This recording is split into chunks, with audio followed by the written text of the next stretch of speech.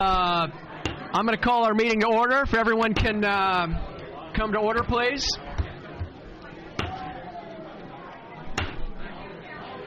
I'm going to call the meeting to order. It is on, actually. Okay, everyone, I'm going to call this evening's meeting to order. This is a regular meeting of the Board of Directors of the Orange County Water District. And as always, we start with the Pledge of Allegiance. We start with the Pledge of Allegiance, and I'm going to ask Director Dwayne to, if you'll all rise, I'm going to ask Director Dwayne to lead us in the Pledge of Allegiance this evening. Please join me as we reaffirm our allegiance to the United States by saying, I pledge allegiance to the flag of the United States of America and to the republic for which it stands, one nation, under God, indivisible, with liberty and justice for all. Madam Clerk, if you'll call the roll, please. Director Anthony. Director Bilodeau. Present. Director Dwayne. Here. Director Green. Yes. Director Nguyen. Director Sarmiento. Here. Director Sheldon. Here. Director Vanderbilt. Director Whitaker. Present. And Director Yell. Here. You do have a quorum with 8 directors present. Great. I wanted to mention that Director Anthony was not feeling well this evening, and we've checked, and there is no one from the public at the teleconference site that is seeking to participate. So with that, Mr. General Manager, are there any items received too late to be agendized? There are none. Great. Now's the time for visitor participation for items that are not on tonight's agenda. If anybody would like to address us on an item that is not on tonight's agenda, which is within our subject jurisdiction, now would be the time to come forward.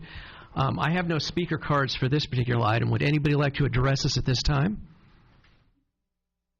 Looks like we have one taker, sir. Yeah, I did put a card in the... Oh, for the visitor participation? Yes. Okay. And thank you, Mr. President, ladies and gentlemen of the board. I'd like to speak to you this evening about the Urban Water Institute.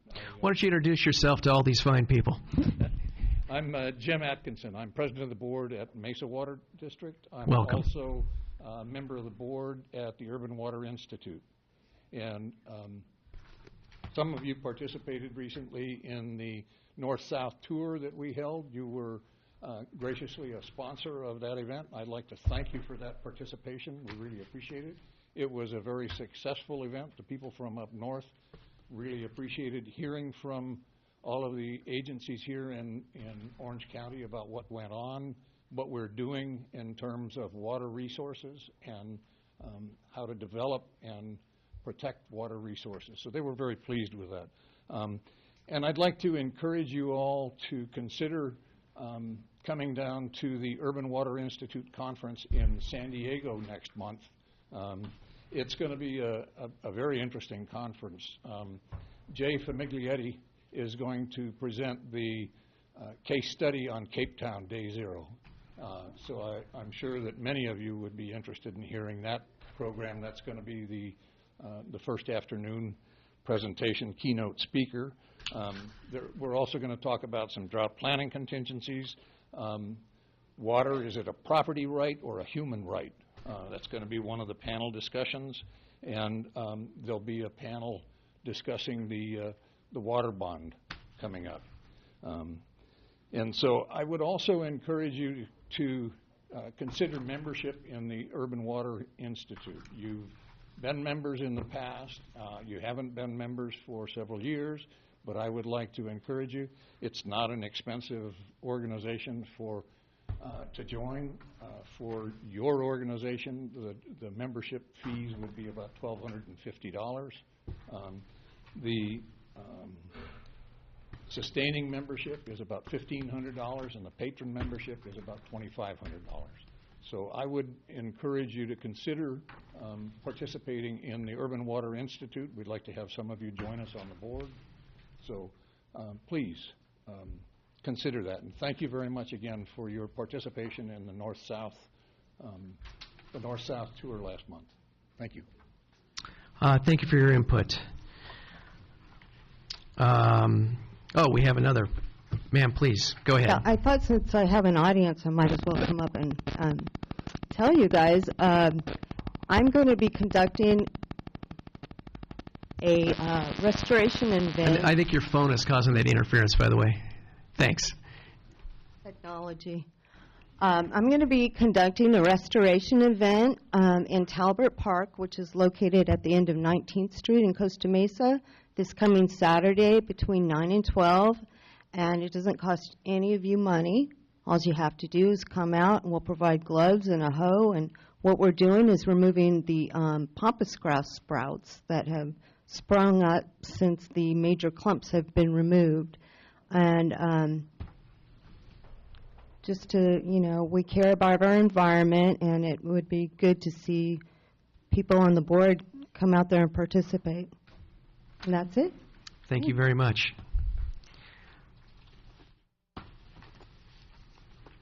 Welcome, ma'am. Please introduce yourself. My name is Bobby Ashurst, and I'll be talking later as well. But I just wanted to let you know, I just got back from Bishop and Mammoth and the whole Sierra Nevada. There is still snow on some of the mountains. We had 2 inches of rain in Bishop, which is amazing.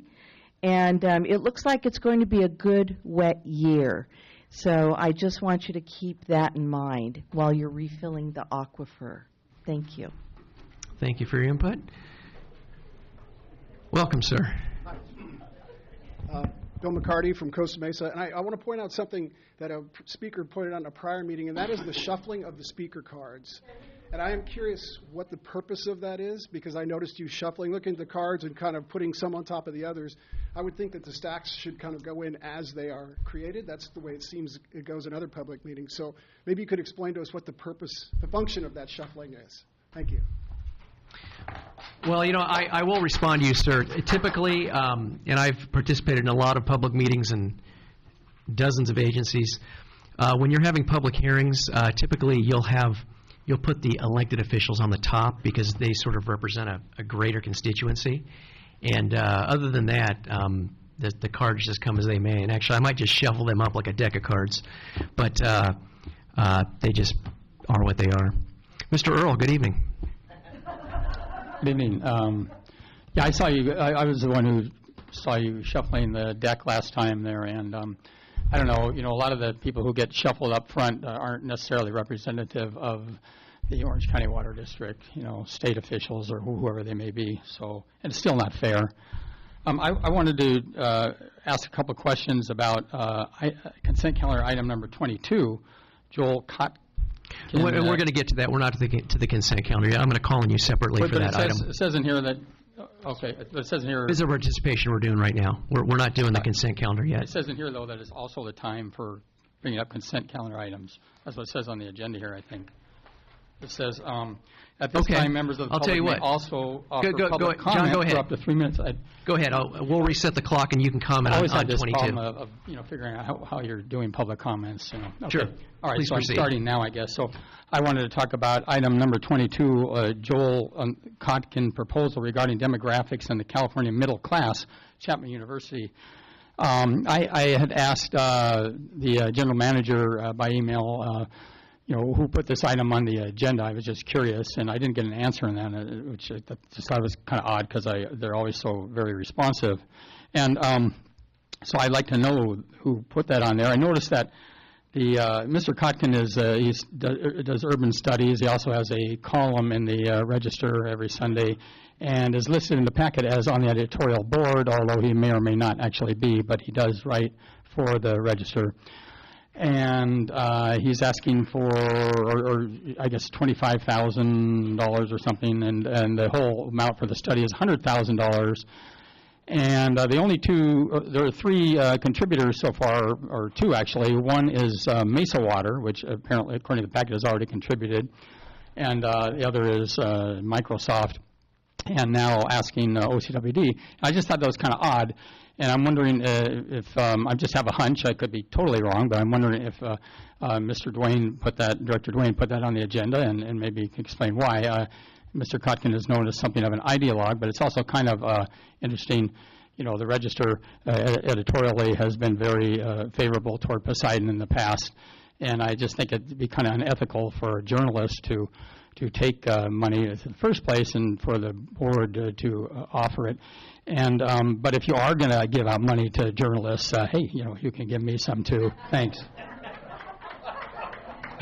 We'll take that into consideration, John. Okay, and actually, John is right. Technically, the language here says if the public wants to offer any comments on consent calendar items as well, the Poseidon item is not on the consent calendar, so that will be handled separately. But if anybody else wants to comment on the consent calendar, now would be the time. Seeing none, I'll bring that back to the board. Would anybody like to make a motion regarding the consent calendar? So moved. I would like to pull number 7. Dwayne moves the remainder. Okay, we have a motion and a second. If in item 7 has been pulled for separate consideration, if you'll use your electronic voting device.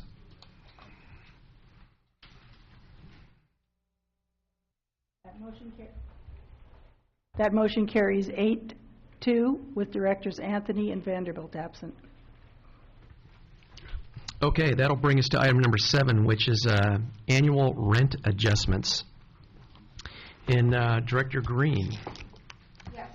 At the property meeting, we talked about this item, and I would like to bring it up. We changed the staff's recommendation, and I would like to go back to the staff recommendation, which is agendized for July 18th board meeting. Approve and authorize staff to waive the late charges incurred as a result of the rent adjustments for the Phoenix Club, Corona Recreation, Montoya Enterprises, Gentry Golf.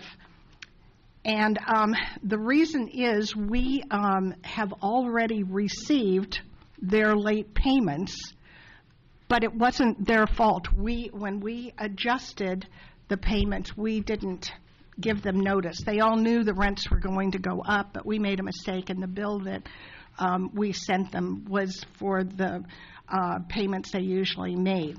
So I certainly want to waive any late fees. That simply wouldn't be fair. They've already mailed in these late fees, except for one. And this one enterprise has been chronically late on paying their rents forever. And so I would move that the rents be adjusted and the late fees be waived. Second. Okay. Any other input from the directors on this item? So we have a motion and a second on the floor. If you'll use your voting device.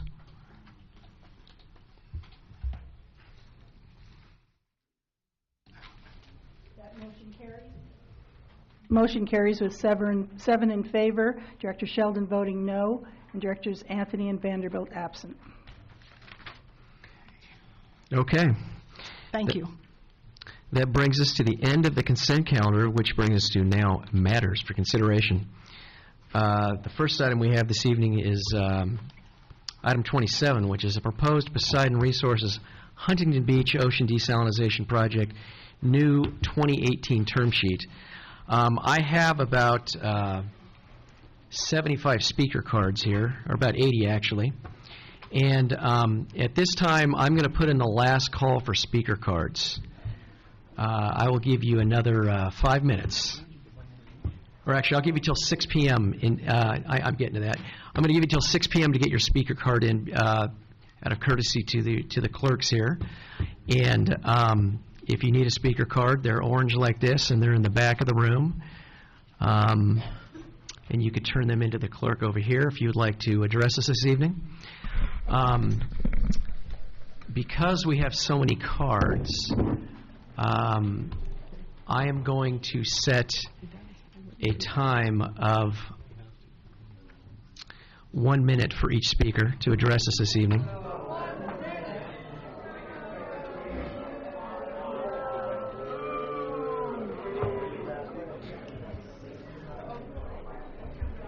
So that will give everybody an equal opportunity to address us this evening, and so everyone can get a chance.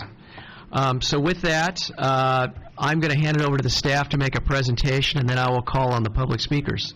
And again, please forward your speaker card to the clerk. Thank you, Mr. President. Mr. John Kennedy will be presenting this item to the board this evening. John. Thanks, Mike.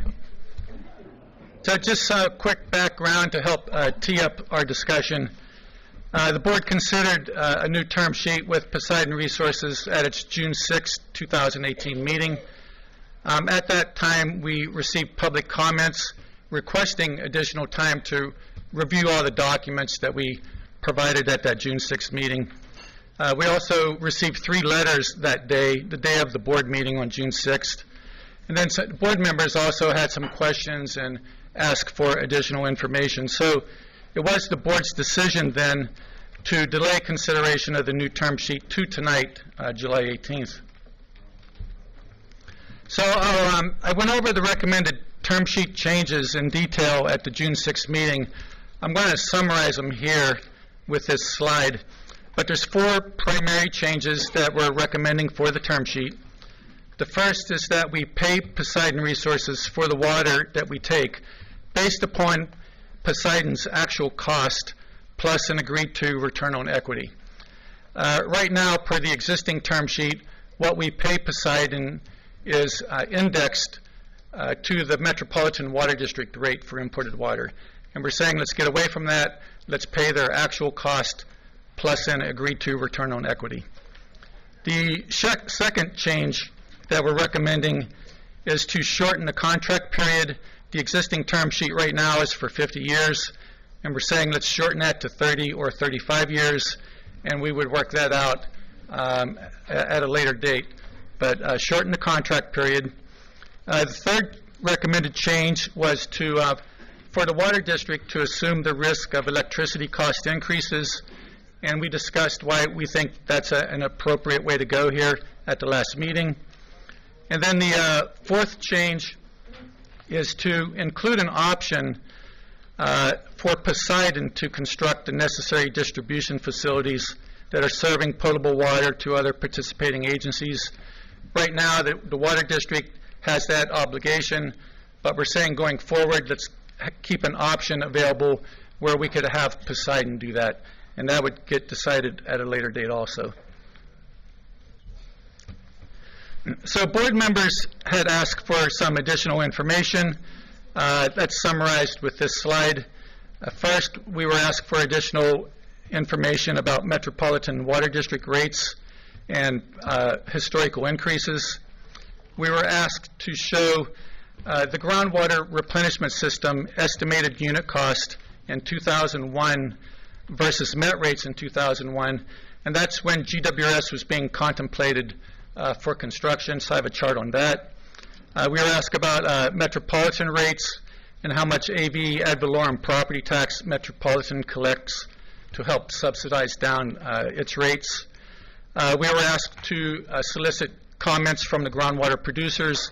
I have a chart on that. And then also, I mentioned we had received 3 letters back on June 6th, and included in your board packet, we have included those letters and with a response from staff to different paragraphs in those letters. So let me first talk about some additional, some new information we collected about the Metropolitan Water District rate. Previously, we were going back 50 years and looking historically at what met rate increases had been for the last 50 years, and it had averaged 6.25%, an annual increase of that amount every year. But we went back to the beginning of MET. Metropolitan Water District was formed in 1928. Their first rate was established in 1941, and it was $15 an acre foot back in 1941. And this blue line shows the actual MET rate over time. We're using this axis over here for the MET rate. You can see here around 1983, the MET rate got up to $200 an acre foot. You have years where the MET rate didn't increase at all. They kept it flat. You have years when the MET rate had significant increases. And then right now, we're at this point where the MET treated rate is $1,000.15 per acre foot. Over on this axis, this is showing the annual percent increase So you can see there were, let's see, 1, 2, 3, 4, 6 years where the Met increase was about 20%. You know, that's a significant year. That's a significant increase to raise your rates that amount. But you can just see over time what was the percent increase. These lines right here are showing when Met actually decreased their rates. If there's no line, then the Met rate stayed flat. So just additional information on the Met rate. But if you look at the annual average, it's 5.63%.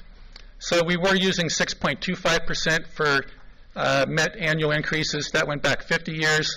If you go back to the beginning of time here, like I mentioned, the annual Met increase has been about 5.63%. So this was a chart we showed in June, but we've added a new line. We've added the 5.63% Met line. So what I'll do, I'll explain what we have here. We're starting in the year 2022, which is Poseidon's estimate for the earliest that the plant could come online. And at that point, after the Met LRP, the cost of the Poseidon water is estimated at $17.91 an acre foot.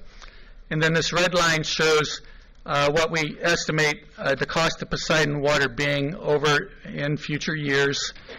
And just going out for the next 30 years, basically, our estimated cost for Poseidon water. So then we're comparing that with 4 metropolitan water district lines. The blue line that I'm pointing at right now, this was assuming Met rates go up at 6.25% annually, because that is what has happened over the last 50 years. Met rates have increased at 6.25% annually. This orangish line is our new line that we've just added, and this is showing Met rates going up at 5.63%. The green line is showing Met rates going up at 4.1%. This was a recent projection by Met a few months ago, what they think their rates will increase. And then the bottom line are Met rates going up at 3%. The bottom line represents Met perhaps not being able to do the Twin Tunnel project up in the Delta. For some reason, that project doesn't happen. You could expect Met rate increases to be less. So anyway, there's always a lot of interest in this graph. When will the lines cross? And it depends on what will happen with Met rates. But you can see the information there and draw a conclusion on your own. Another piece of information we were asked to provide is back when the groundwater replenishment system was being considered. And the go, no-go decision for GWRS was made in 2001. 2001 is when the board voted to do the project. And what this graph is showing is in the purple are the estimated groundwater replenishment system, the estimated unit cost, and then the solid line is the actual cost for GWRS. And then these 3 other lines are the cost of Met water. This top line is the cost of treated firm Met water. This red line is the cost of untreated firm Met water. And then this green line is was the old metropolitan discounted replenishment water cost. So in 2001, when the groundwater replenishment system was being contemplated, the estimated unit cost of GWRS was $420 an acre foot. And when the board approved going forward with the project, you could see that the cost of GWRS was greater than untreated Met water at $349, and it was greater than discounted replenishment water that was pretty much always available at that time at $233 an acre foot. So I'm going to follow the purple line over the next few years. The project was being designed around 2003, 2004. In 2005, we updated the groundwater replenishment system estimated unit cost up to $476. Groundwater replenishment system came online in 2008. And you can see the actual cost in 2008 for the first year of GWRS was $561 an acre foot. And that's relatively high. We had some operational issues that first year. The sanitation district wasn't able to provide us all the water we wanted, and that drove the unit cost up higher. The second year, you can see the unit cost coming down to $478 an acre foot. And then you can see how the actual cost of GWS has kind of bounced around the mid $400 an acre foot. Now, we do expect it to increase in the future years because we took some action by the board last year to include additional cost in this calculation. So the cost of GWS will be going above $500 in the future years. But then you can just compare that with what happened with Metropolitan District water supplies. And I think the Met supply to compare against is this red line. This is untreated Met water that's generally always available. And you can see in the year 2010, the lines did cross where GWS became cheaper than Met untreated water. And then also the discounted replenishment water program actually was discontinued in 2013. So that's what's happening here. The green line disappears. So that was information also requested by the board. We were also asked, the Metropolitan Water District gets a certain amount of ad valorem revenue. It helps subsidize down the Met rates. This was kind of some secondary information a board member had requested. But I was looking at Met's budget for fiscal year 2018-19 that they just approved. Their total budget is just under $1.6 billion. They are receiving $116 million of ad valorem property tax. That's about 7%, and that helps Met lower the rates a little bit. There are some other revenues, rents, interest things, but the revenues the Met has to generate from its water sales is about $1.39 billion. And then the last thing we were asked to do was get the producers' comments. So that was on June 6th. So we met with the producers on June 13th and July 11th, and we told them the board was interested in getting their comments on the proposed term sheet.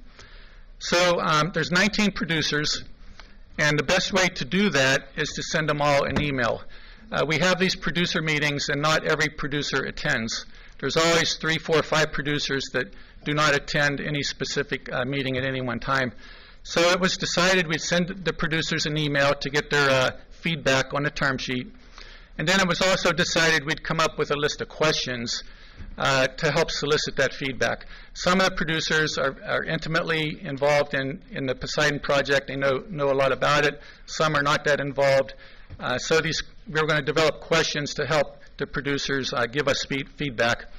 And we developed those questions after the July 11th producers meeting, and the survey questions were emailed out last Friday, and we asked for responses by yesterday at 5 o'clock. So these are the 4 questions that were asked to the producers, and these 4 questions relate to the action item that's before the board right now, and that is whether or not you want to approve the new term sheet. So these 4 questions directly relate to the 4 changes that we're recommending with the term sheet, and we ask the questions, or ask the producers, do you agree the cost of the water should be based on its actual cost plus an agreed upon return on equity? Do you agree the contract period should be shortened? Do you agree OCWD should assume the risk of electricity? And then do you like inserting an option to have Poseidon construct the distribution facilities? So those are the 4 questions we got, or that we ask. Now this is a new table. We're just passing it out before the board meeting. But this table summarizes the responses we got from the producers. So I want to start at the bottom. We have 19 producers, and unfortunately 11 of the producers did not respond to our email. So there's probably various reasons for that. I had one producer tell me I just got back from vacation and I'm trying to get back to my all my emails. But for different reasons, they did not respond. We had 3 producers that told us they're going to decline responding because they thought the questionnaire was too narrow and that it assumed project support, so they said they weren't going to participate. And then we had 5 producers that did directly respond to the different questions. So this is showing question 1, question 2, question 3, question 4. So this producer here answered yes and yes to questions 1 and 2, no to question 3, no to question 4. And then, so you can see how the producers responded to the 4 questions. You can read that here. I will just go over their general comments. This first producer said the questions were too narrow in their scope. This producer made the comments, not sure these are the right questions, said get the permits ASAP, but hold off on design and construction. Comment, hard to justify the project. This producer 3 made no general comments. Producer number 4, comments they made, new supplies like Poseidon should be developed. The Poseidon permits are very valuable. Perhaps a phased approach would be better if 50 MGD is initially too big. And then producer 5, they made the comment, the first question should be, is there an alternative to Poseidon? So this, it's, again, pretty unscientific, but this table summarizes the responses we got from the 19 producers. Yes. I'd like to just make a comment on this item. We did have two meetings with the producers. At the first meeting, rather broad questions about the project were asked. And at that time, we did say that we were going to develop a questionnaire, and a lot of the questions were duplicative. However, we did say we were going to develop a questionnaire, and at the second meeting, then there was a proposal of 10 questions having to do with the project. And unfortunately, I was out of the office, unable to attend that meeting. John attended the meeting and had the discussion with the producers. When I got back the following day, John was out of the office for the next 2 days. So I was the one that followed up with the email to the producers. And instead of sending out the questionnaire that was developed, the tentative 10 questions that had been discussed with the producers that week, I was the one that developed the 4 questions, deciding that the way I understood the comments from the directors as far as getting the input of the producers was more narrowly focused to the term sheet. And if that was a mistake on my part, I apologize for that. But in my email to the producers also, I did say that there was plenty of time to have the discussion, the broader discussion, outside of the term sheet between now and if and when the board does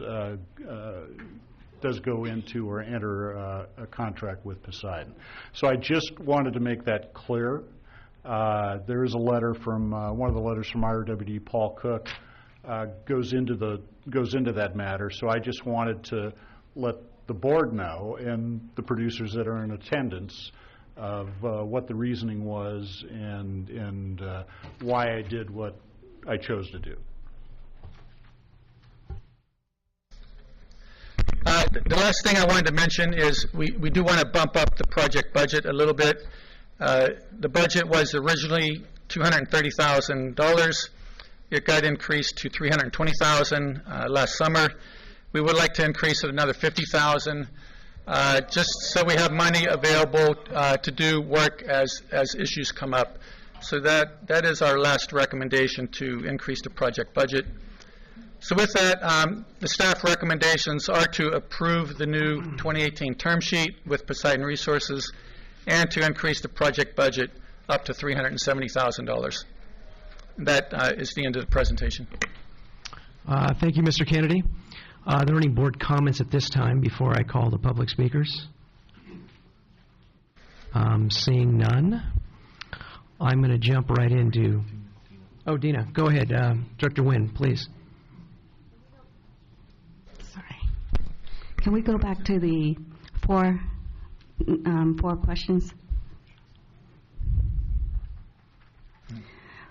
On item number 1, how do we know already how we would calculate the return on equity? Yeah, we would survey the industry, look at what other public-private partnership projects, what a typical return on equity is. We've hired a financial consultant, David Moore, who's sitting here, to help us do that, to look at the industry, to see what other people are making on their return. But it would be a negotiation, and we know what San Diego paid for their rate of return for the Carlsbad project, but it would be a negotiation. What is that rate of return for San Diego? It was 9.5%, 9.6%, David? Yeah. Okay, thank you. Yeah. Okay. Yes, sir, Director Sheldon, go right ahead. Thank you, Mr. President. John, on the Met budget and projected increases, did they contemplate the 55-gallon per day per person rule law, and how the effect that'll be on water conservation and significantly reduce revenue back to Met because of that? Yeah, Met is taking that into account, the new state guidelines and how that will reduce demands. Yes. Thank you. Okay. Director Wynn, anything further? Your light popped back up. Oh, please go ahead. Okay. On this graph that you have, so the earliest that the price can cross is 2036, based on the blue line, and then the latest that your projection say it would cross is about 2050 for the green line? Yes. Okay, so if we would benefit, the earliest we would benefit would be around 2036, and the latest benefit would be 2050. Yeah, I mean, a couple points. Yeah, if you do the project, you are benefiting from having the water here. But as far as when will the lines cross? Please let Mr. Kennedy speak, Yeah. please. As far as when the lines will cross, nobody can really predict. The best we can do is give you this range, and you know. And I also should mention, this is with a 30-year option. This is the 30-year alternative. I have another graph in the packet that if we do a 35-year contract and you amortize the debt over 35 years, that does lower the Poseidon line down a little bit, and to where the lines will cross a couple years sooner than what is showing on here. Okay, thank you. Okay. With that, we'll jump into the public speakers. First up, I'm going to call Brett Barbary, who is president of the Municipal Water District of Orange County and also a member of the Board of Directors of the Metropolitan Water District. Mr. Barbary. And we're going to give Mr. Barbary 1 minute. 1 minute, that's great. Thank you, Mr. President, members of the board. I'm privileged to serve both on the MODOC board and on the Met board. I'm speaking as the Met director. As you know, Metropolitan has submitted a letter in support of this project, and I just want to read a portion out of it. The severity of the state's recent drought, the extended dry period on the Colorado River, and projected long-term impacts of climate change underscore the need for continued diversification of Southern California's water resource portfolio, and goes on to say we need to be developing more and more desal in Southern California, and Poseidon fits perfectly into that plan. So on behalf of Met, we would encourage you to move forward. Thank you. Thank you for your input. Next, we'll have John Sears from the East Orange County Water District, and after John, we're going to have John O'Neill from the City of Garden Grove.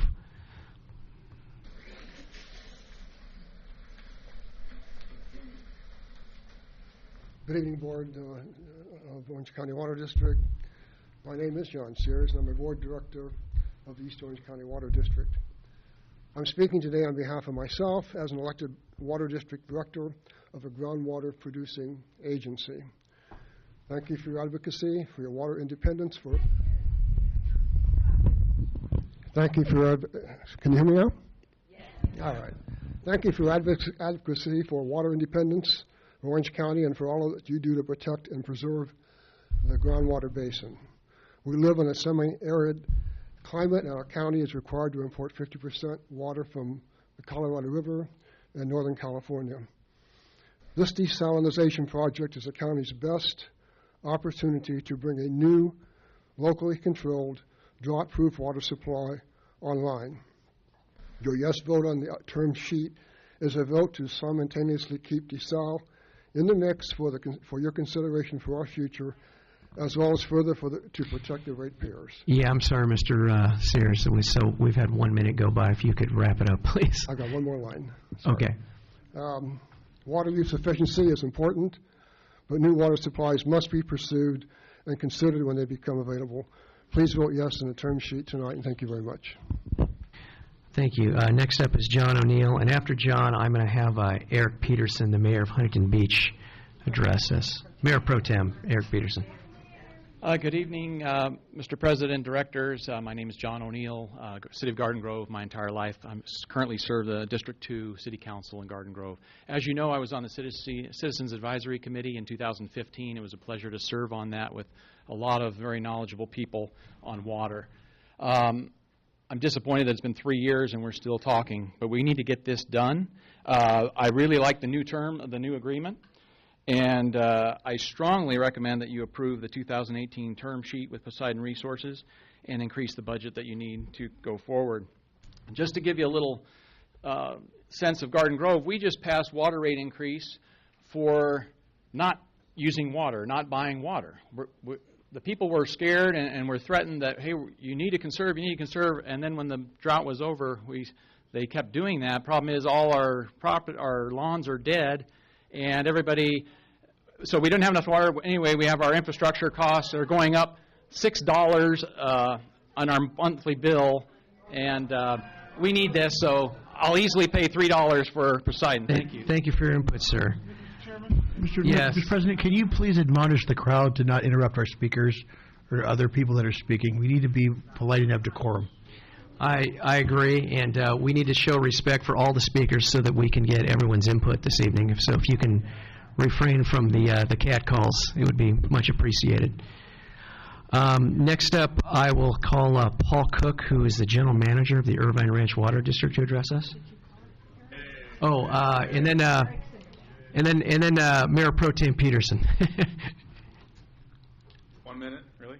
Yes, sir. This is worse than speed dating. I'm Paul Cook, General Manager, Irvine Ranch Water District. You got my letter, I assume. I won't go into all that. Thanks, Mike, for clarifying a bit. We were very disturbed by the process that was, we thought we were operating under when some of the directors on your board back in June. We heard you wanted our input. We came up with a process to do that. That process was basically shut down unilaterally, and that's why a lot of us didn't participate in that survey, just to be blunt. We very much want to engage with you. We've been trying as one of your key producers, but I know from being in those producer meetings that all of the producers are very engaged and very much want to participate in that. I'll skip to what I'm asking for you to do tonight. I strongly recommend you all table this item and direct your staff to work with the producers, get the input that you were looking for, and begin the dialogue. And it's pretty sad that after all these years I'm saying begin the dialogue, but that's where we are. That's where I believe. It's not too late. We should be doing that right now and get some answers to some of these questions to make us feel better about whether we should be going forward or not and what we should be going forward with. We don't have to do this today. Thank you, Mr. Cook. Mayor Pro Tem Peterson. Yes, Good evening. Mayor. How you doing? I'm not here as a representative of the city because our council has not taken a stand on this. I'm here as a citizen, and I am telling you that a 35 or 30-year contract is not good. That is not what we do. This is I know there's a lot of free market capitalists up here, and it's not your job to use taxpayer money to make someone's performa good. So if you're going to buy water, buy it as you need it. Also, the distribution that you have, I'm glad that you put it back to Poseidon, but if you do that, you're going to have to bond or pay for it somehow. That, again, is using the taxpayer to pay for a for-profit company. So these are issues I have with this tonight. Thank you. Okay, next up, I'm going to call Mr. John Earl to address us next. Mr. Earl?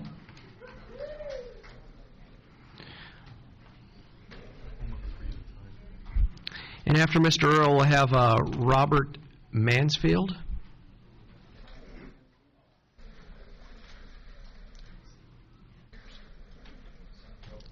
So in 2013, you passed a confidentiality agreement and you promised Director Bilodeau that there would be no secret meetings and that the confidentiality information belonging to Poseidon would not be shared with the board members. That turned out to be a lie, as shown by 3 years of secret ad hoc illegal meetings.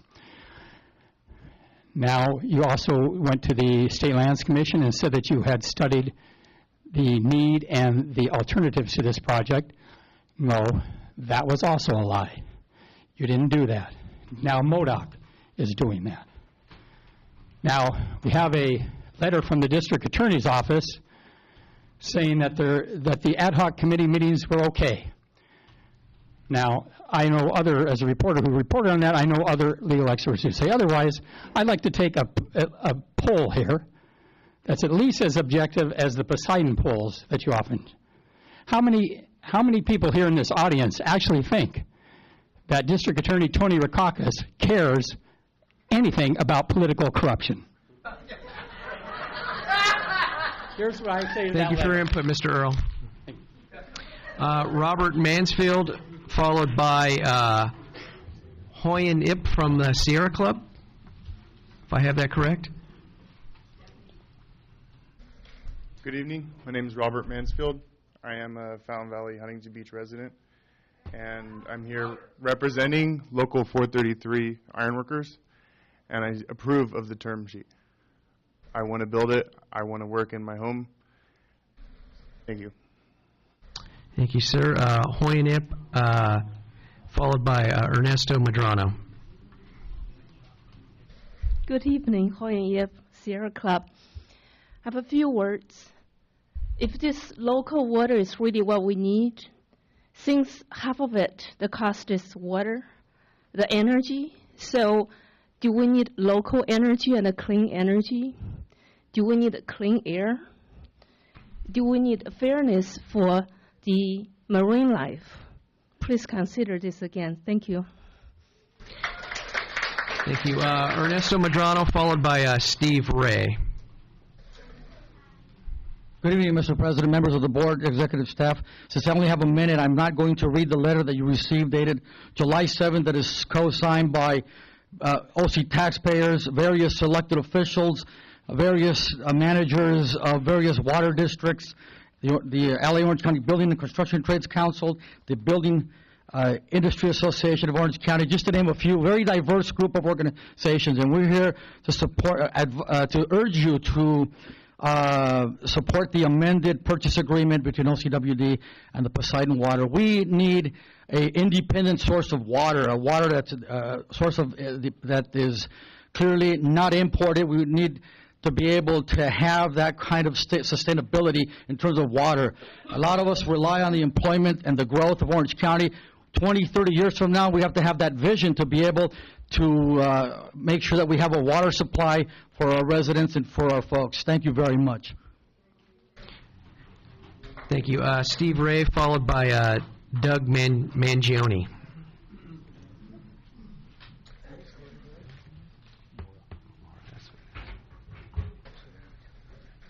Good evening, board members. My name is Steve Ray of the Banning Ranch Conservancy. Here tonight, I had the pleasure 16 years ago of voting no on the Huntington Beach Planning Commission for this project. It was a sick puppy then. It's a sick puppy now. It should be dead. Should have died a long time ago. Unfortunately, it hasn't. We're still here. And frankly, I don't know why. We've been reading in the news about this Trump-Putin stuff, and the question is, how in the world, what does Putin have on Trump that this thing is, he's still going? That's the same kind of question I want to ask the board tonight. What does Poseidon have that keeps this thing alive? Why is this thing still coming forward? And what do we not know? This term sheet of guaranteeing them a profit, which is what the only thing they are concerned about, just doesn't work. So thank you very much. Thank you, sir. Doug Mangione, followed by Laura Smith. Doug Mangione, going once. How about Laura Smith? Laura Smith. Ms. Smith, welcome.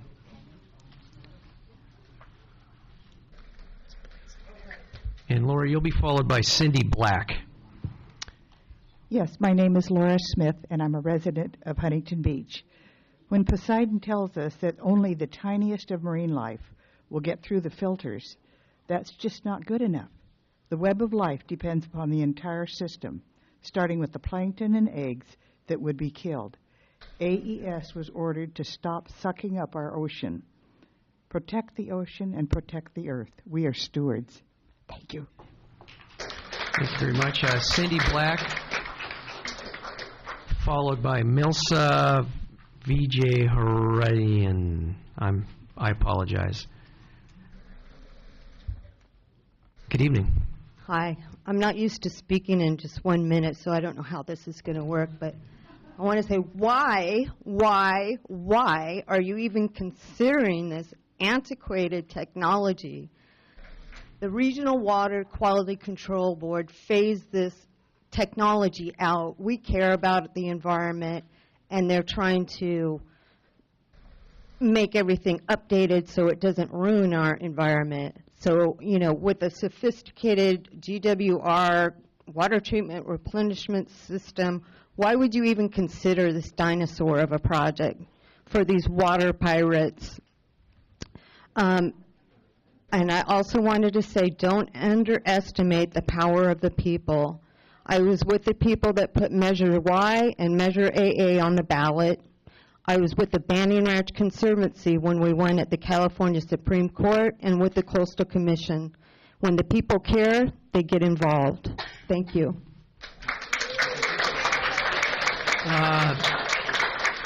Milsa Vijayarajyan. Welcome, and I apologize for butchering your name. Hi, I'm a South Orange County resident, and I'm here to say that if we need a desalination plant in Orange County, there is already a better desalination project being developed, and that is a proposed Doheny Beach desalination plant, which is located where the water would be needed, and is designed to use modern technology that meets all state requirements. Doheny Beach plant would use environment-friendly intake technology, and that would provide, that draws water from beneath the ocean floor, and that leaves marine life intact. So South Orange County does not need and want Poseidon water. We have better and less expensive option. Thank you. Thank you. Wayne Miller, followed by Joe Geaver.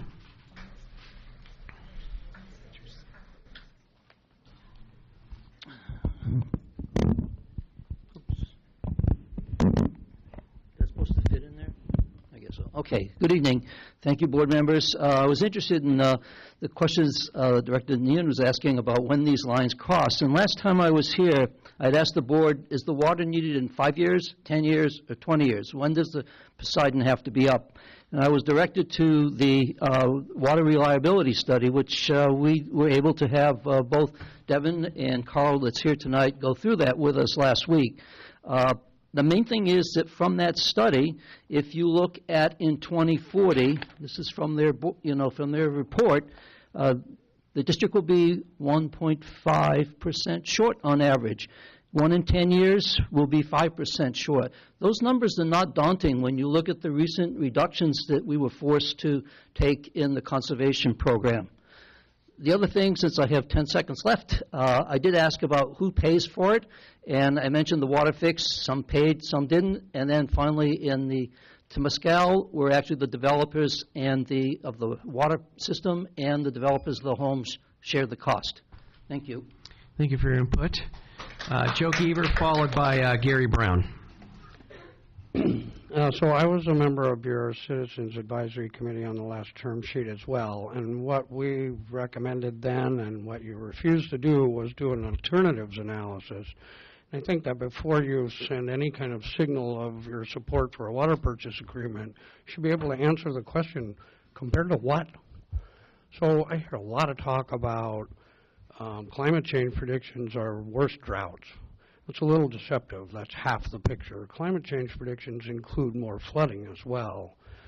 This year, this board chose to not buy water available that you could have used in lieu of pumping the groundwater basin, recharged the basin, and gotten the same reliability that you're getting from, that you propose to get from Poseidon at a considerably different cost, much cheaper cost.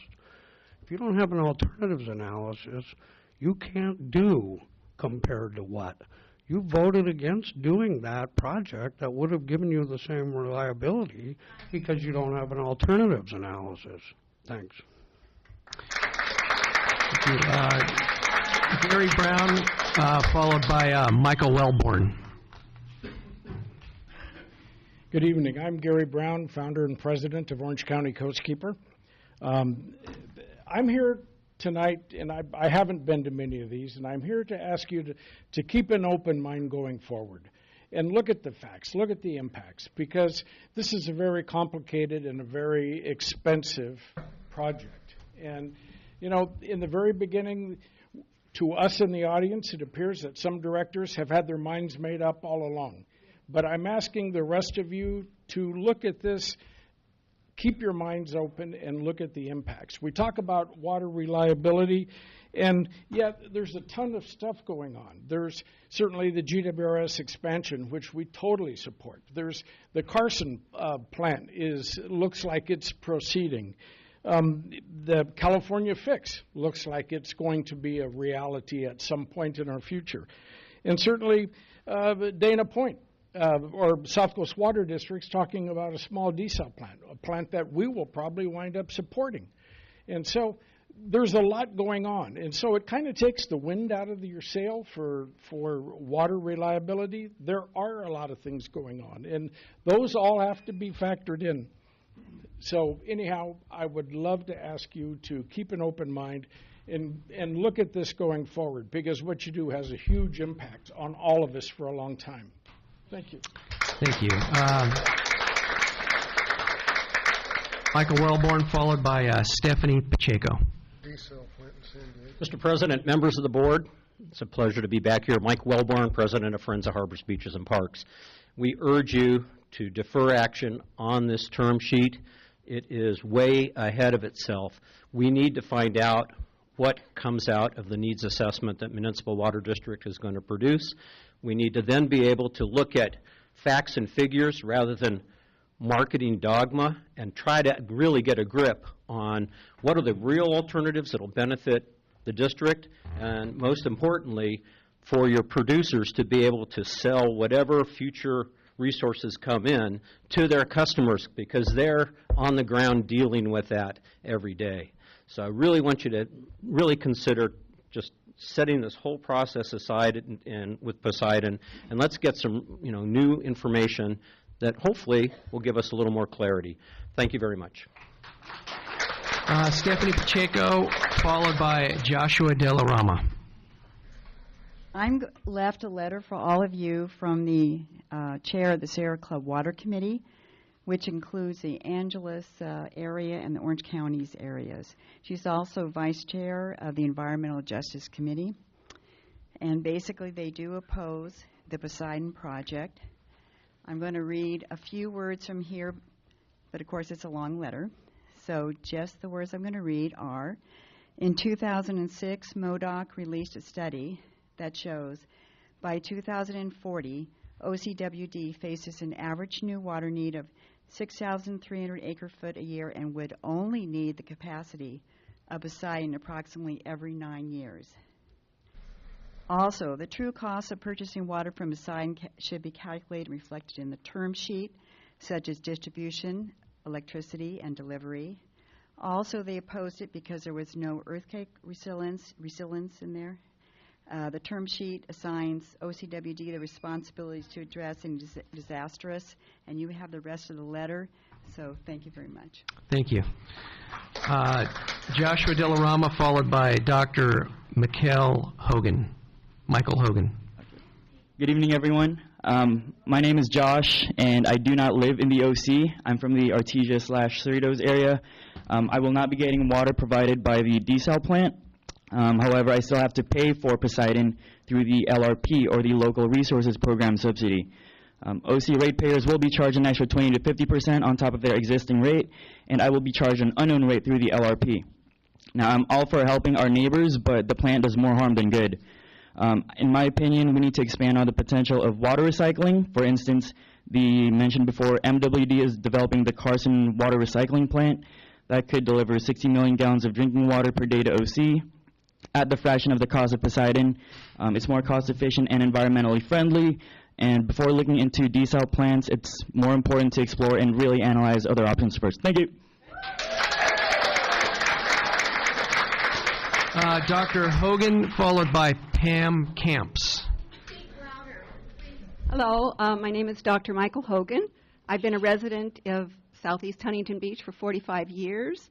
I'll just summarize my 3 minutes talk. I say no to water we don't need. I say no to the environmental degradation it will cause. No to the threat to our marine habitat, such as the Huntington Beach Wetlands Conservancy Coastal Marsh Restoration Complex. I say no to tearing up our neighborhood streets, and I say no to higher water rates. No to Poseidon. Thank you. Pam Camps, followed by Bill McCarthy. Hi, my name is Pam Camps, and I'm a resident of Southeast Huntington Beach, and I hear in the last 2 meetings that there just has not been enough, in all these years, enough work done to look at alternatives to a destructive organization that's going to ruin our environment. We have too much to lose to not look into alternatives. I say no Poseidon at this point. It's not that we don't possibly need desal, but no Poseidon at this point. We have not looked at alternatives. Thank you.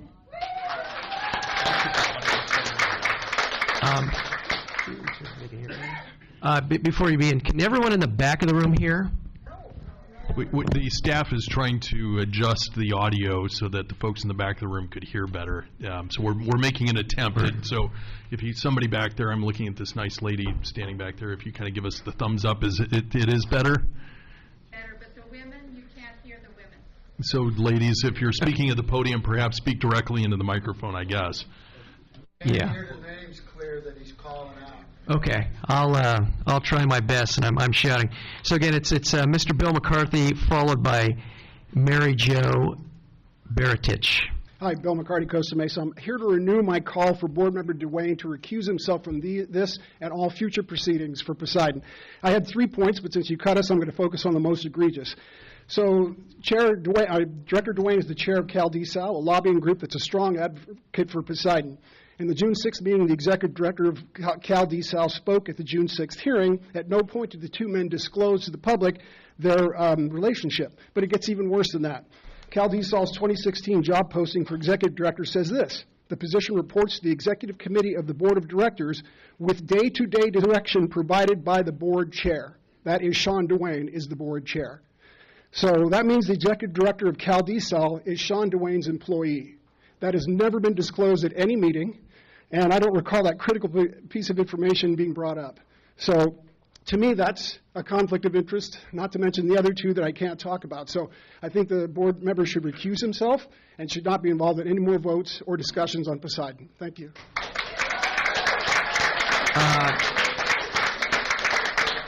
Mary Jo Baratich, followed by Kelsey Bailey. Hello, my name is Mary Jo Baratich, and I represent Cabrillo Wetland Conservancy in R4RD.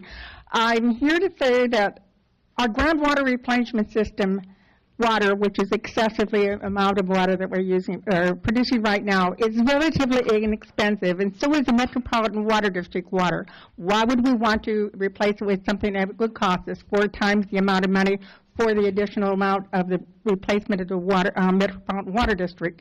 Also, some of the things that we have not addressed and haven't addressed exactly enough are the problems that we were having, and this happened in Northern California, and UCLA has done a study on this, and it's called the red tide, which is algae bloom, and there are neurotoxins that can affect your neurological system, causing seizures and everything. This has not been addressed. These molecules of the dominant acid are approximately the same size as the molecules of water. So reverse osmosis cannot effectively remove these toxins.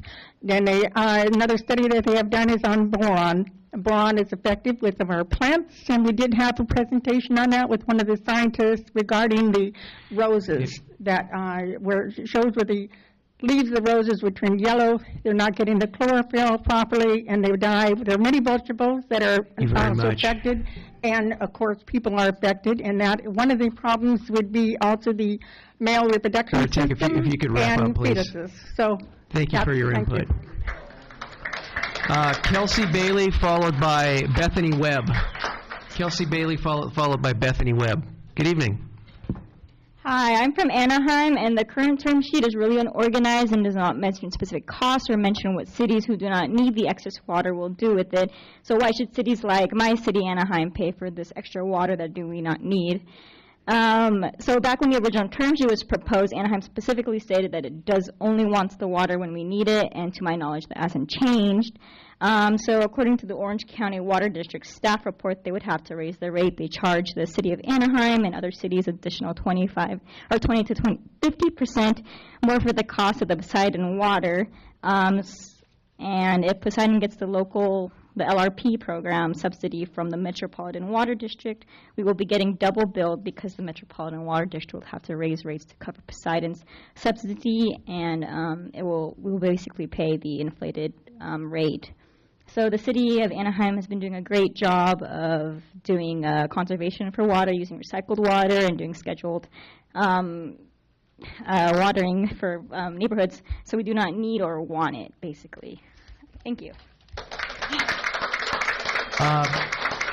So we'll have Bethany Webb, followed by Eric. Somebody put their name as Eric. Hi, so interestingly enough, I saw a financial advisor talking about Amazon Prime Day, and they said it is never a bargain if you don't need it. We do not need the water. I'd like to send the rest of my time to Karen Coyne. I want to stop my time there. Karen Coyne is the HB Huddle's environmental team leader. I'd like to give my time to her. Well, we don't operate under those rules. It is a problem, yes. Okay, so please address us. Thank you very much. My name's Eric.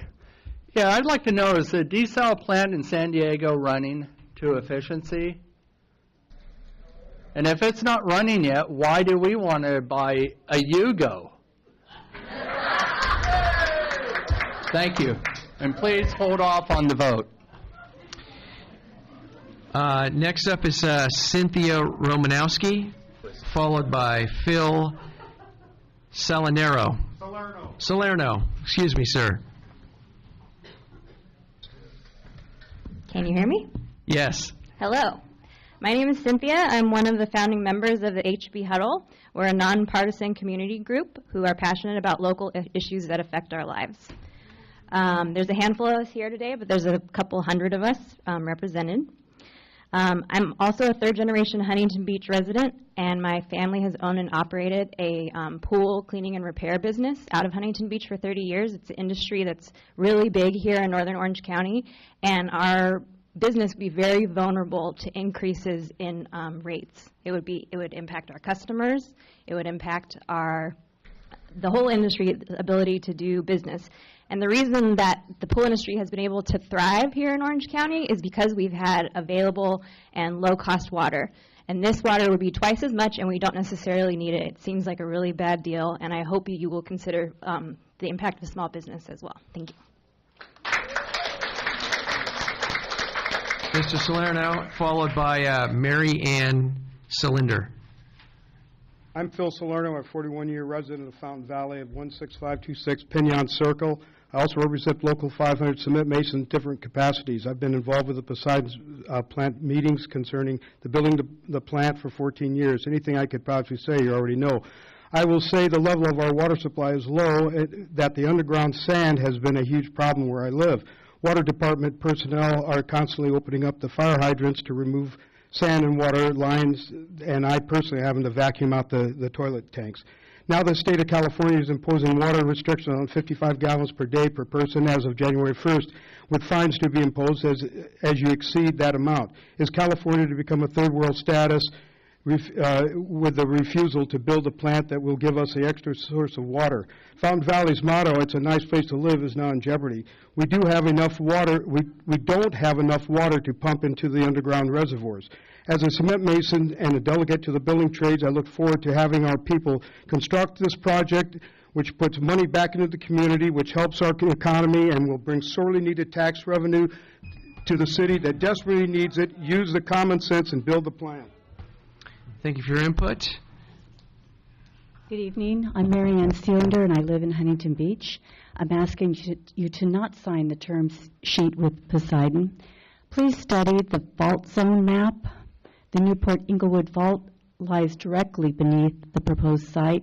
Between Ellis and Coast Highway, there are 12 branches of fault lines that run parallel to the shoreline, with another running perpendicular between Brookhurst and Bouchard, right into the area. When reclaimed marshland shakes with an earthquake, we get liquefaction that'll shake like a bowl of jelly. The earthquake will hit. It's not a matter of when, it's a matter of if, it's a matter of when. I'm asking you to please not sign it. I'm also asking for any board members who received campaign funds from Poseidon to recuse yourself from this matter.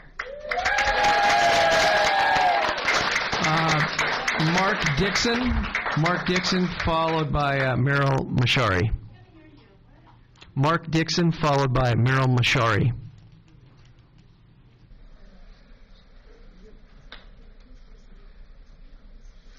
Mr. President, members of the board, my name is Mark Dixon. I'm here to comment on item number 27.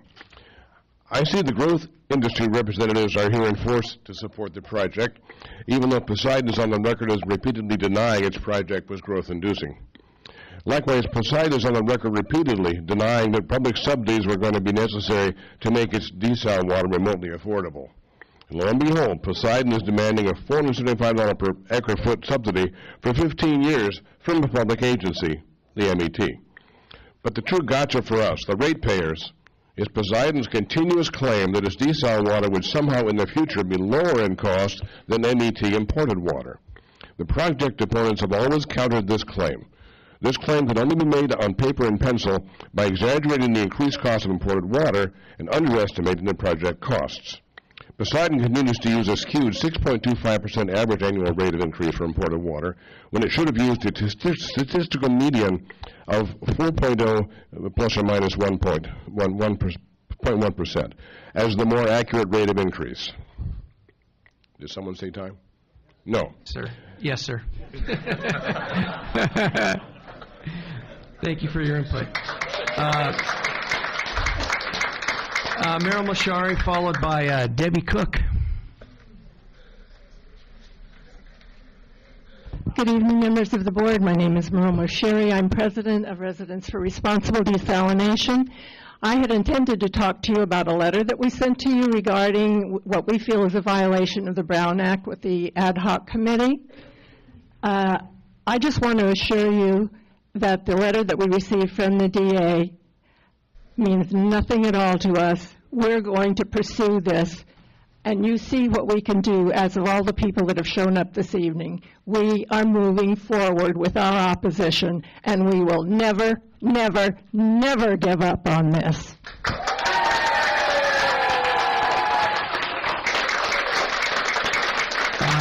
Debbie Cook, followed by Richard Armendariz.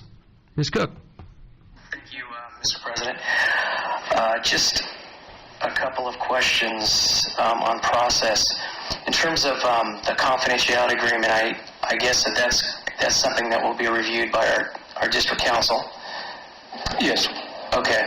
And in terms of the receipt of the information, have we figured out what we're going to do with that information? That'll go to the staff and staff only, I take it. And I just want to make sure that the public knows that this isn't going to be a secret meetings occurring or something outside of the Brown Act. The board is not going to receive the information directly. I take it that the staff's going to receive it, boil it down, and perhaps as appropriate, provide the information to the board in a public forum? Absolutely. Confront corruption, demand democracy.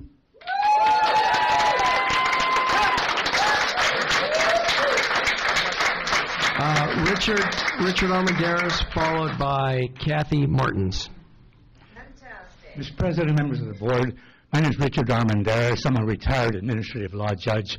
I was the one that referred this matter to the District Attorney's Office for an investigation. We experienced and expected that the District Attorney's Office would give this fast shrift. And therefore, we had already submitted the matter to the Attorney General's office because this matter cannot be ended at this point. If you are a legislative body and you appoint an ad hoc committee, then that ad hoc committee is also part of your legislative body. Thank you very much. Kathy Martins, followed by Bobby Ashurst.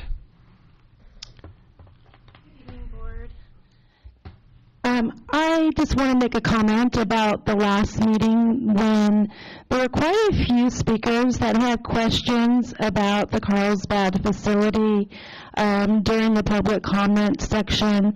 And then once the public comment section was ended, Kathy Green then addressed some of those questions, supposedly. The way that she addressed those questions was to ask Poseidon to answer the questions and give them 10 minutes of uninterrupted time. Don't you guys have your own experts and third-party experts that can answer these questions? I've been asked you today, these questions that people are asking. Please, Ms. Green, don't invite Poseidon up here to answer our questions. We don't want to give them extra time. Thank you. Bobby Ashurst, followed by Steve Shepard. Hi, I'm Bobby Ashurst, and I have a few things that I wanted to say. First of all, no Poseidon.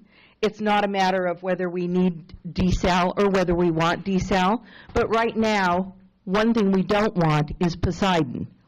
The other thing is, if we have a limit of 55 gallons per person, why do we need more water? Are we getting a lot more people? Right now, there's a net loss of people going out of California. So it seems to me we don't really need that water. It's a little premature. Additionally, I got a lot of things to say, but I don't have time. So just let me end with no Poseidon. Oh, if I were guaranteed work, if something were to be built, I would want it to be built too, because I can make my money and leave. Next up, Steve Shepard, followed by Glenn. Hello, board members. My name is Steve Shepard. I've lived in Southeast Huntington Beach for 30 years. Up until very recently, I haven't really taken a position on Poseidon. It's been circling around my neighborhood for almost 2 decades. And so at a certain point, I've got to look into it. My question is, after looking into it, why aren't you? Quite honestly, I'm not a NIMBY. I'm not one that really opposes this project based on the additional cost. I oppose it just based on the fact that we've got an example of the facility that is proposed for our community right down the coast that is failing. They have been fined over $3 million over the last year for deficits in production and excess toxicity. How can we look at this objectively and say, yep, good deal, these are the people we want to go into partnership with? I'm sorry, I've reserved judgment for 15 years. Now I'm here to say no, okay? I am here right now not speaking on behalf of me. I've been in the OC my whole life. I'm an old guy. I'm talking to these guys, my grandkids. Thank you. Glenn, followed by Christine Brady. I have 2 cards for 2 different issues. Well, you get to speak once, sir. Okay. This is a email from an executive at OCWD showing how much that you folks are paying for electricity. The term sheet apparently shows that you're charging 8.6 cents. As you do all the math, I'm calculating between $11 and $15 million of money that's not accounted for. I think you folks need to disclose where that money is going to go. Secondly, the other issue being the Department of Energy has granted $21 million to 14 institutions to drive the technology to produce desal water from the sea at 50 cents a cubic foot, which is $600 per acre foot. So if we wait for that technology to mature, we can buy desal technology at $600 an acre foot or $800, and that's levelized cost of water. Thank you. Christine Brady, followed by Larry McNeely. Hi, I'm Christine Brady. I'm a resident of Southeast Huntington Beach. I've been there for over 30 years. And I would just like to say no to Poseidon, as most Huntington Beach residents, especially in Southeast Huntington Beach, would say. We do not want the pollution down there. We've already got the poop factory and the electric department. We shouldn't have to put up with more. We don't want to be subject to paying for the desal plant. Why should we guarantee a private company 9% rate? I mean, no one can get that kind of rate on anything anymore. That's ridiculous. The ocean is a very delicate body that we can't throw all of our problems to. We need to take care of it because it'll take care of us if we do. Anybody that's had a saltwater tank knows you can't put in too much salt or too less salt or you're going to kill things, and that's what's going to happen to our environment. We need to do things like have everybody get a rain barrel so the water that comes off the roof gathers water before we start spending money like this. Thank you. Thank you. Larry McNeely, followed by Barbara Robinson. Mr. McNeely, welcome. Larry McNeely from the city of Huntington Beach, a resident here. And I wanted to speak about Poseidon. I spent 12 years in the water treatment industry, and I realize that RO water is one of the most inefficient uses of our resources. And the fact that we've not explored all other options and utilized them, I feel that we don't need Poseidon. I don't like the idea of our relationship of a company that would spend $50 million to buy our votes, to buy our council, and to get them into our backyards. So I'm very much against it. Thank you. Barbara Robinson, followed by Leah Russell. Good evening. My name is Barbara Robinson. I've been a resident of Huntington Beach for more than 40 years. I urge you to reject any Poseidon desalination plant. Ocean desalination is the least cost-effective way to produce fresh water, using more energy than any other water supply option. Additionally, the quality of the water produced would be low, a much lower quality than the clean water we currently enjoy. As proposed, the Poseidon plan would kill marine life and degrade our aquifer. It would increase our water rate cost and lock us into buying water from them, whether we need it or not, for 30 years. Yes, 30 is better than 50, but it's still 30 years. I mean, really, who does that? A 30-year contract. This would be an expensive boondoggle that is not needed or wanted and is not consistent with the State Water Resources Control Board policy paper. Please stand up for the residents of Orange County over the business interests of one entity. I would like to thank Mr. Kennedy for his report. Who here would not like to see a 9.5% return on your money? Okay? I would also like to echo the call for recusing yourself if you have accepted any campaign funds from Poseidon. Lee Russell, followed by Ray Heimstra. Good evening. My name is Leah Russell, and I live in Laguna Niguel. The state of California and subject matter experts agree that desalination must be the option of last resort. Wastewater reuse programs, stormwater capture, conservation, and recycling have been very successful and cost considerably less. If a desal plant is required, it must be well-sited, well-sized, and minimize environmental impacts.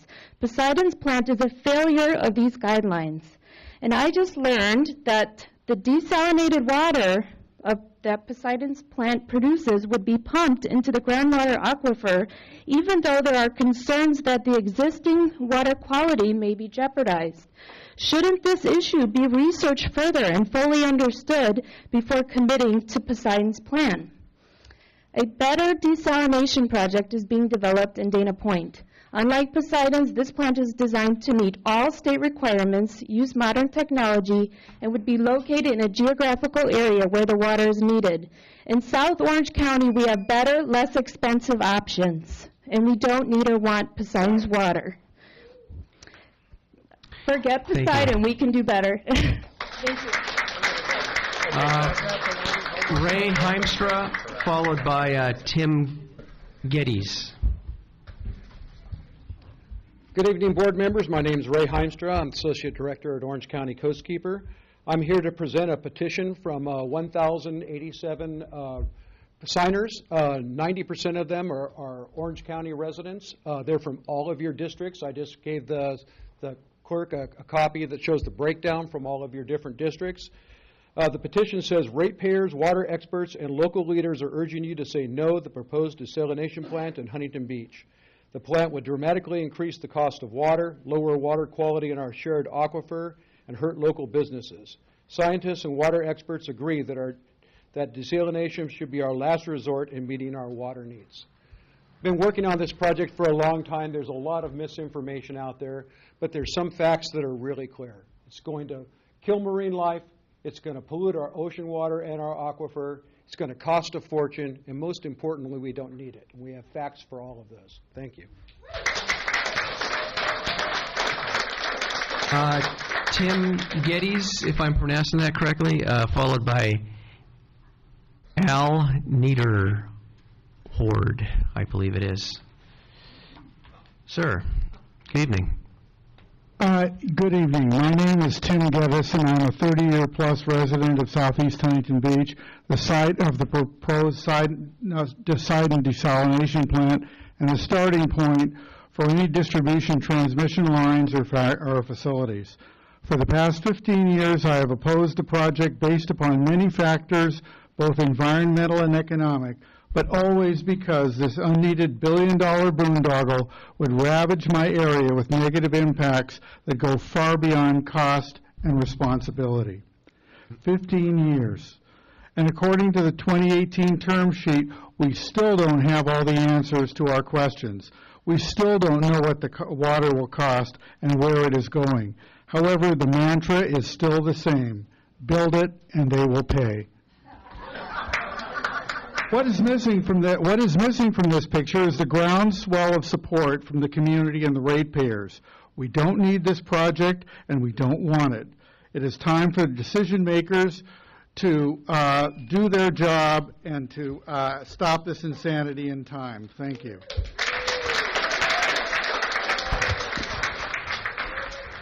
Good evening, sir. I'm sorry, I think I butchered your name. That's all right. My penmanship is bad, and so I'll forgive you.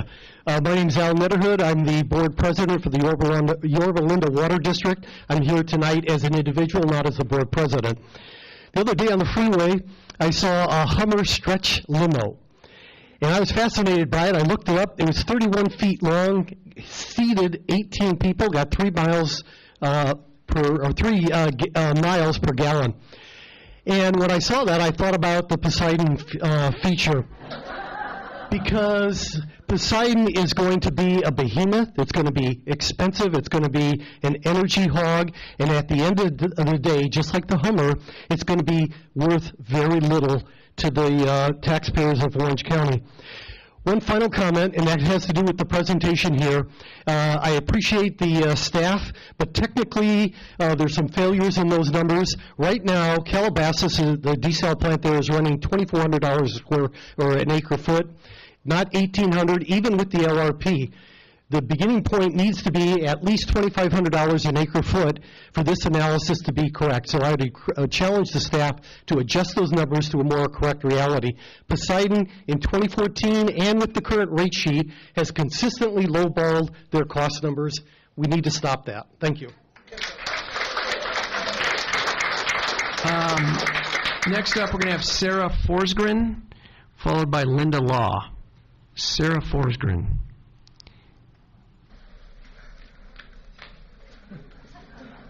Welcome.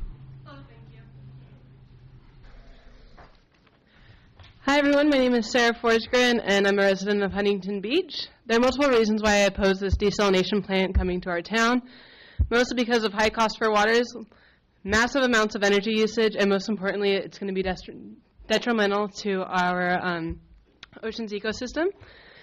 So, being a full-time college student and working full-time, I don't know about most of you guys, but I'm already struggling to make ends meet, so with these higher costs, it's going to be a little more difficult for me to make things work, especially for something that we already have.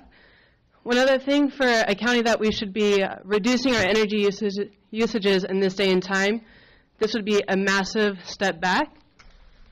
And most importantly, our ecosystem is going to be, in the effect of this, it's going to be killing our plankton, which is like the base of our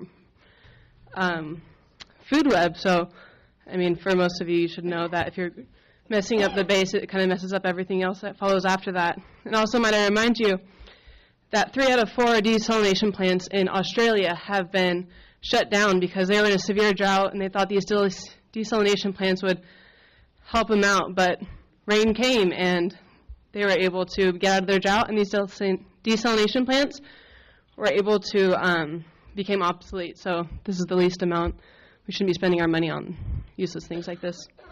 Thank you. Thank you, Linda Law, followed by Karen Coyne. Members of the Water Board, my name is Linda, and I reside in Huntington Beach. I am asking you to not sign the term sheet with Poseidon. We are blessed with a very large aquifer. Charge it with reclaimed water. Charge it with storm water. Charge it with imported water. Desal water would be the most expensive, risky source. Why go there? Thank you. Karen Coyne, followed by Mandy Sackett. Hi, I'm Karen Coyne with AHB Huddle. I haven't been involved in this for very long, like a lot of these people, but I have a personal experience that really surprised me. I try to keep an open mind with this, but when I went to the Huntington Beach City Council to the State Lands Commission, I had the pleasure of sitting arm in arm with a lot of union members. And when they were with their buddies, I could see that they were supporting Poseidon, but we had a lot of individual conversations as well. And it was very clear that they were there doing probably what a lot of us would do. They were being paid for the whole day to sit inside an air-conditioned room in a comfortable chair and literally got a free lunch from Poseidon, all paid for by Poseidon. So I started scratching my head and thinking, well, you know, the more I learn about this, the more the facts are pointing to the direction of no Poseidon. It's not just the facts. It just absolutely makes sense in every way. A lot of people try to say that we just don't want this in our backyard, that we're a bunch of NIMBYs. Not true. I know personally there are people in this audience who voted to have the shelters for homeless people here. But Poseidon is like having a big hotel made of gold. It doesn't make sense, especially if it would only house 10% of the homeless people. It doesn't make sense. Mandy Sackett, followed by Herb Kleeman. Good evening, board members. Mandy Sackett with the Surfrider Foundation. I'm also here on behalf of our Newport Beach chapter and Huntington Beach chapter. We have a number of folks in the audience. Here to voice our opposition to the 2018 term sheet agreement. Since operations in Carlsbad began, Poseidon has violated approximately 30% of their daily chronic toxicity tests on an annual average. Poseidon claims that these toxicity violations are a result of conservative testing requirements. They are occurring pre-dilution. Once the brine is diluted, the water samples no longer violate chronic toxicity. However, Huntington Beach plant won't have the benefit of dilution, and the toxicity would go directly into the marine environment through multi-port diffusers. Poseidon has been unable to resolve the chronic toxicity violation since 2015. I'd also like to dispel the notion that desal is a drought-proof, reliable water source. Poseidon's Carlsbad plant has been anything but reliable. In fact, on average in 2017, the plant had water supply shortfalls of over 30%, and sometimes as high as 60% in one quarter. In their Q1 meeting, the plant was $3 million over budget due to what they called unexpected increase in energy costs, something OCWD really needs to consider if they bear the cost of energy. You have a handout in front of you with more information. I hope you'll read it before you vote. Thank you. Herb Kleeman, followed by Tom Clark. Good evening, everybody. My name's Herb Kleeman. I'm a resident of Huntington Beach. I'm a union man, and we do not get paid to come to these things. That's the second time I heard that. You know, I don't know if people remember, about 3-4 years ago, we were rationed water. We were told to cut 20%. I don't know, my bill went up. I used less water and paid more money. That didn't make sense to me. But we did it. In the 80s, we never thought we'd have a drought. But we did. We need this. You go anywhere in Orange County, they're building. They're building condos, apartments, buildings for companies. Where's the water going to come from? We need it now. Tom Clark, followed by Ron Sturd. Ron Sturd. Tom Clark, going once. Mr. Clark. Oh, Ron Sturd. Please approach the microphone.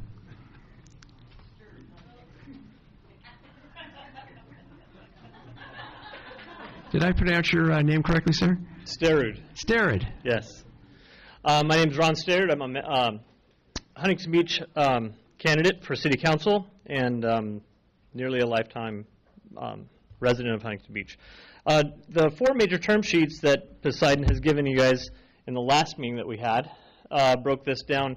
The very first one is OCWD pays Poseidon's cost of service plus an agreed to return on equity.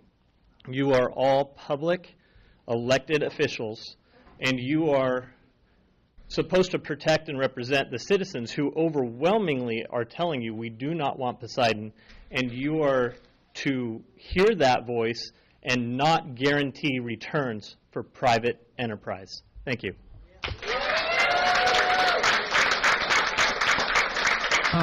Next up would be Ernie Courter, followed by Carol Thickstein. Ernie Courter. Here he is. Welcome, sir.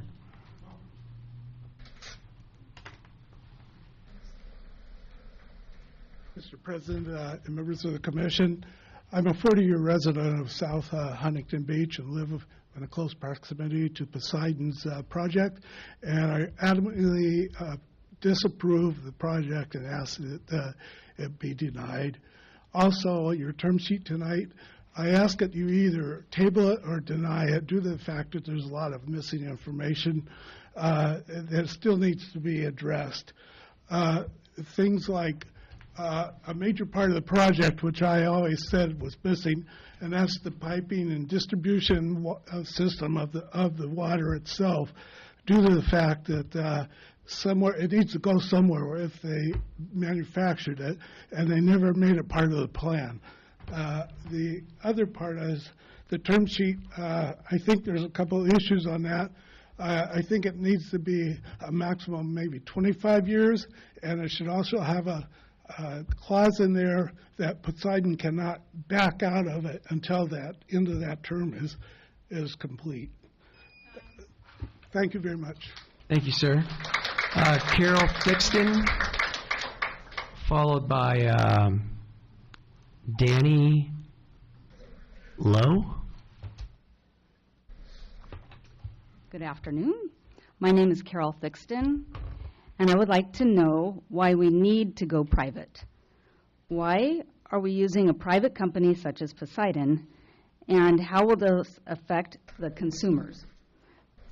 Since this is privatizing the water, what is the protection against price increases? It's not regulated. And is it a fixed cost for consumers, or will it change? And what would cause it to increase? And what about geological disturbances such as earthquakes? And what happens as the sea level subsides? Has this been explored? I say no to Poseidon, as the expensive infrastructure does not produce enough pros to offset the cons. Thank you. Thank you. Danny Lowe, followed by Mark Tonkovich.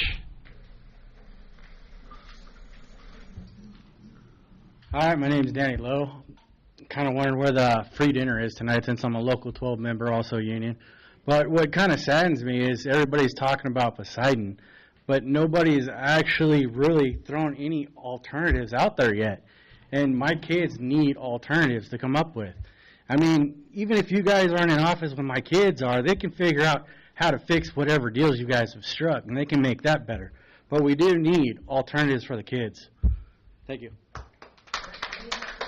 Mark Tonkovich, followed by Victor Valadares. Good evening. I'm a 40-year resident of Huntington Beach. I find it interesting we're talking about Poseidon here when we're in Fountain Valley that has some of the most sophisticated waste treatment in the country. And what I don't understand is we can treat the waste here, make it potable, and go back into the aquifer. Why aren't we looking at other water treatments systems in Orange County to do the same? No, we want to build something else. I'm strongly against Poseidon. I think you really have to table this and look at alternative solutions. We have water restrictions coming up on us. That means less water usage, not more. We do have more building, but we got a lot of people against the high density too. So I really feel you need to table it, look at the technology we got right here in our own backyard, and maybe look at pushing that out. The other thing that gets to me is when we do have a storm, how many billions of water just rush down the drainage to the ocean? Can't we capture some of that somehow? Thank you.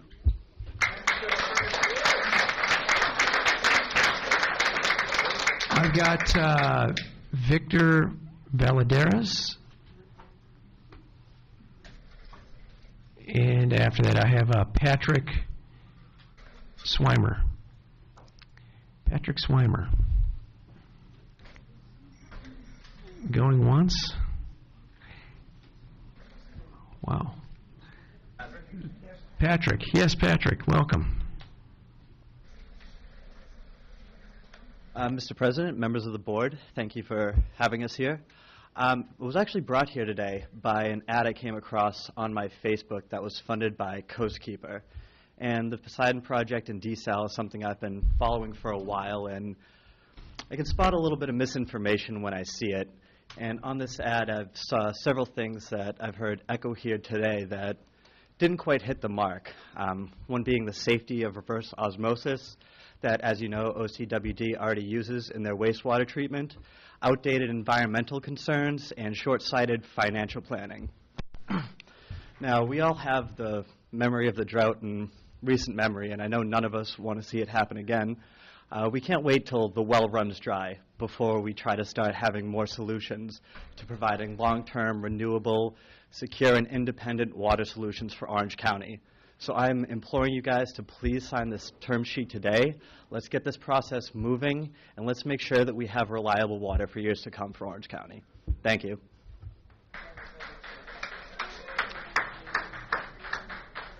Next up is, this one's a tough one to read, Siegfried Calminio. Siegfried?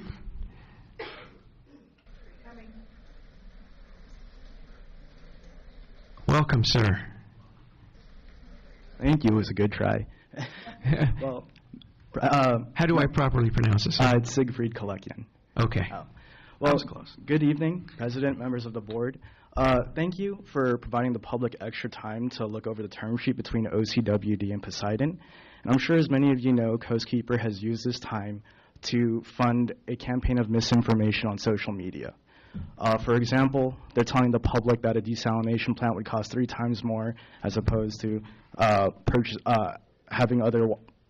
purchasing other water alternatives. Which is, for example,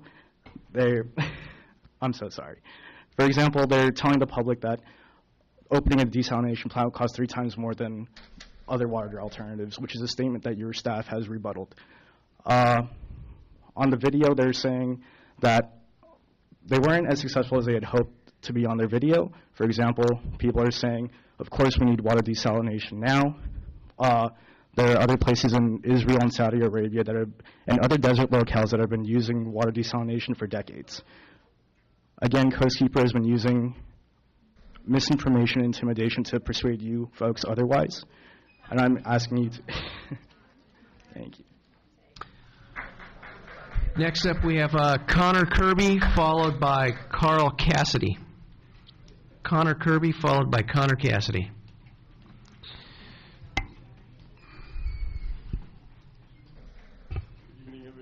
Thanks for having me. To my understanding, the board voted to support a term sheet several years ago that tied the cost of desal water to the cost of imported water, and that was about on term about 50 years. Now with this revised term sheet that ties the cost of the desal water to the cost of production of Poseidon will actually reduce the term to about 30 to 35 years, which I think is actually good and will help actually facilitate this process a little easier.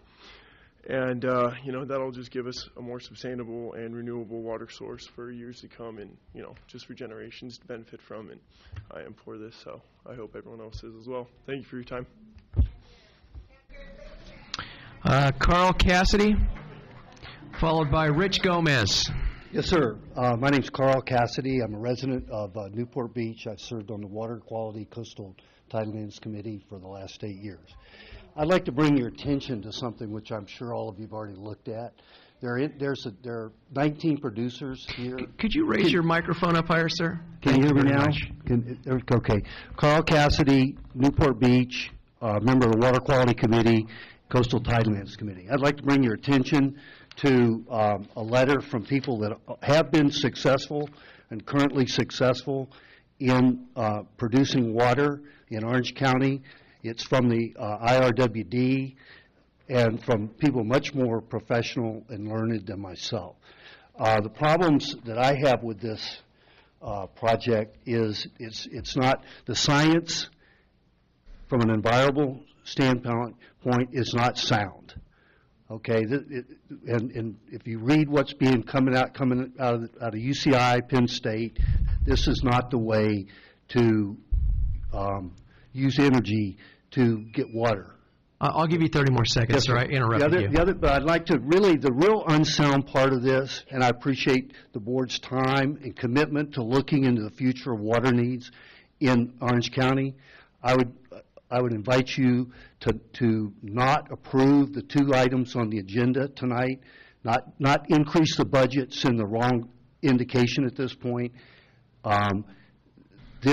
The economics that think you're going to go from $140 a cubic foot to $616 a foot make no economic sense at all. It's time to table this project from an economic standpoint and listen to the people that are in this business. The biggest problem with this deal is what you're being asked to do and commit to. If you look at the second to the last paragraph, you're asking to bind this county to a contract where the people on the other side will not be, it's a non-binding contract on their side. No one makes that kind of deal. No one goes into a marriage thinking only one party is going to live by the deal. It's time to get out of this deal. Thank you, sir. Thank you for your input, sir. Rich Gomez, followed by Anna, Costa Mesa resident.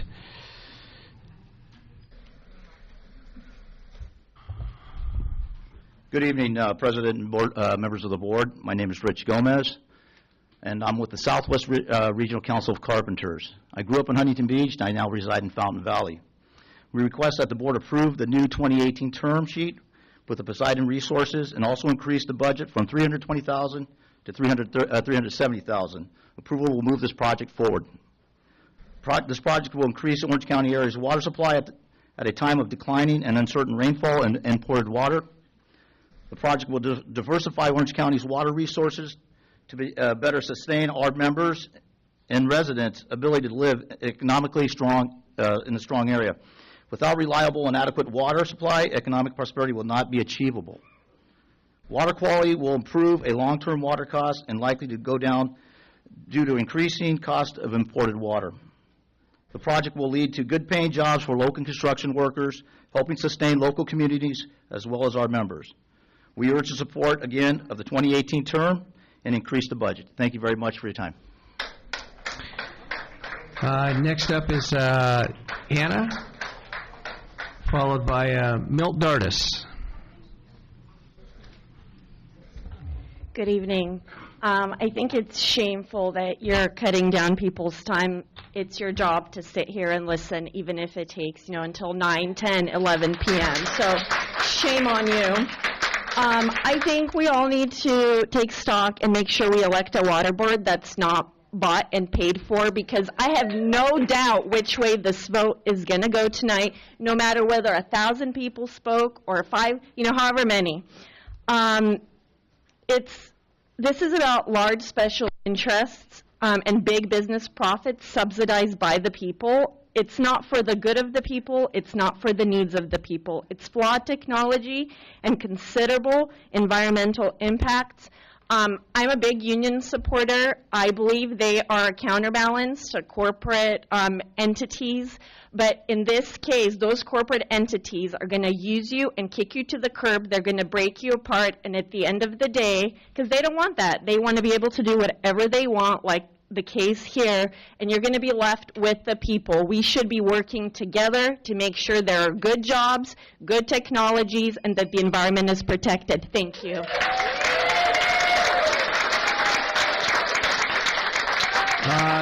Next up, we have Milt Dardis, followed by Enrique Valiency. Mr. Dardis, welcome. Thank you, sir. Milt Dardis, Southeast Huntington Beach. I'm here to I need some answers. I want to know why Stone Peak and Brookfield are weighing the desalinization plant sale. The owners of the Carlsbad desalinization plant in California has hired an advisor ahead of a potential sale, according to the people with knowledge of the matter. This came out on the Bloomberg News, and it is not fake news. Number two, I'd like to know how many members of the ad hoc committee members received monetary and other financial benefits from Poseidon in their election campaign, along with appearance money, either paid directly or indirectly. Number two, where are the minutes of the 23 minutes of the ad hoc meeting? Where are they? We don't get to see them. Number three, I'm now speaking to you non-Poseidon elected members of the Orange County Water District, as you have a fiduciary responsibility to your citizens, to your cities, your rate-paying voters, and your own water departments to vote no. And thank you, and good day. Thank you. Enrique, followed by Michael Bowers. Good evening. My name is Enrique Valencia. I'm with OC Environmental Justice, and I'm here to voice our opposition to the Poseidon project. This is an expensive project that will disproportionately impact low-income people of color here in the county, and our community is going to face the biggest burden with this project. We shouldn't have to. We have less expensive and better alternatives, such as conservation, recycling, and stormwater capture. And we also cannot trust that Poseidon will manage the plant properly. They have been found. There's a State Water Resources Control Board, and they have a policy on sound management, and this proposal does not meet those requirements. So I'm here again to ask you to vote no on this term sheet. Not only is this project bad for low-income communities of color here in the county, but it also goes against your own values that you have listed on your website, some of which include sound planning, high standards, and environmental stewardship. Vote no on Poseidon. Thank you. The next one is, the last name is Bowers. Maybe it's Michelle Bowers? I'll come back to this one. How about Glenn Howland? Glenn Howland. Good evening, sir. Evening, board members. Glenn Howland. I'd like to open up basically, thank you very much. According to the Regional Water Quality Control Board, which I called today at 12:46 p.m., the spokeswoman, Felipa, she told me that it's kind of interesting in regards to Poseidon's activities, permit activities. There's been no order has been adopted for a permit. I noticed that too. It's kind of weird. So no order has been adopted for its permit. Basically, if it's the Regional Water Quality Control Board, I would think that it would be water quality permits such as boron levels, things like that. Okay, but I'm really surprised because even in the June meeting, they had a June meeting scheduled, an item scheduled that was canceled. So Poseidon canceled it. So I'm wondering what's going on here. I'm thinking it's kind of strange because Poseidon still hasn't attained this permit for 15 years. The project's been going on since 2003. I think that's kind of unusual. I think that if I was an environmental company that doing desal levels, I'll give you a few more seconds, sir. You were interrupted before. Please proceed. Yeah, doing desal levels, it would be I would put my staff on getting those permits right away, not after 15 years. I also contacted the Coastal Commission, and they didn't get back with me at this point. So, but I just don't like that. It's not good for the people. It's not good for getting this project going, and really the cost is really steepening. It's going higher and higher. It seems like the cost above net level. So thank you very much for your input. Thank you.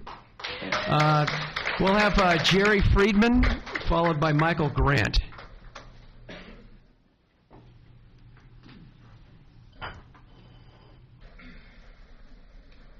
Hi, my name is Jerry Friedman. I'm a candidate for the Huntington Beach City Attorney. I'm against this proposition individually. As a candidate, as an environmentalist, I'm against corporate welfare. I'm against what is in effect an evergreen contract where this company will get 30 to 50 years of money from the public without accountability. You may have heard in the news today that the Huntington Beach Police Department building is in need of multi-million-dollar repair. Any money that the Huntington Beach taxpayer spends should be spent on the police department and not on this project. Thank you. Michael Grant, followed by Joshua McIntosh. If Mr. McIntosh could step forward, if Mr. Grant is not here. And Michael Grant. And after Mr. McIntosh, I have Jose Trinidad Castaneda. Jose Trinidad Castaneda.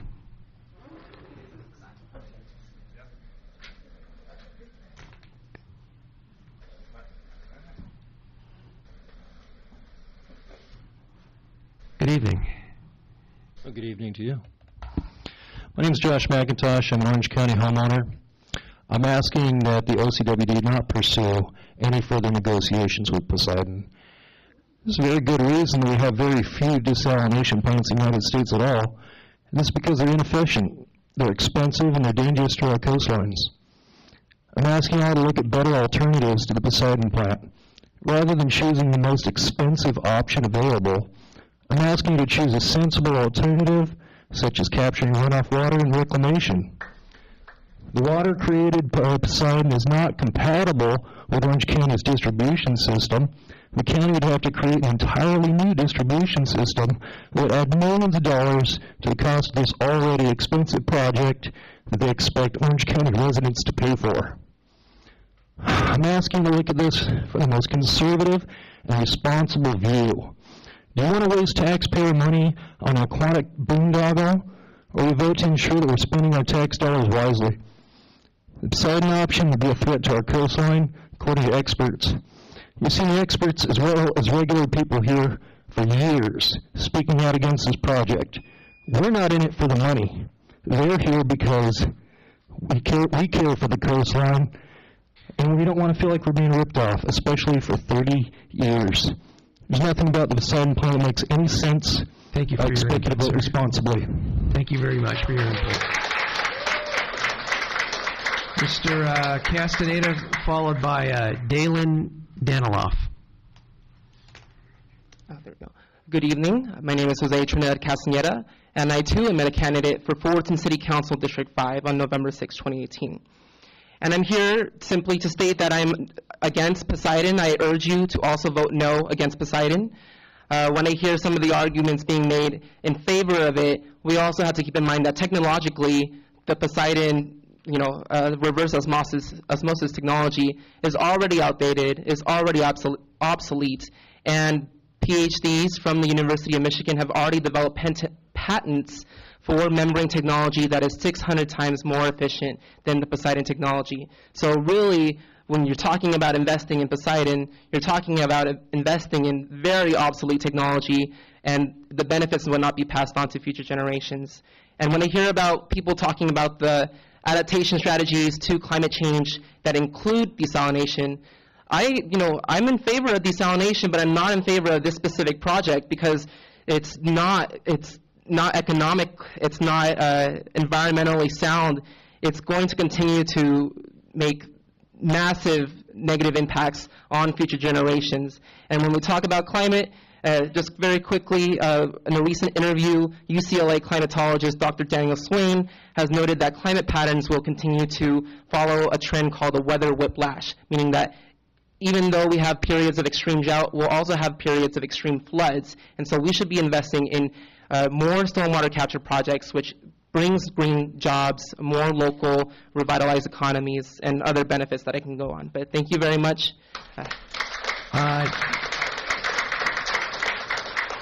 Dalen Daniloff, followed by Sharon Koch.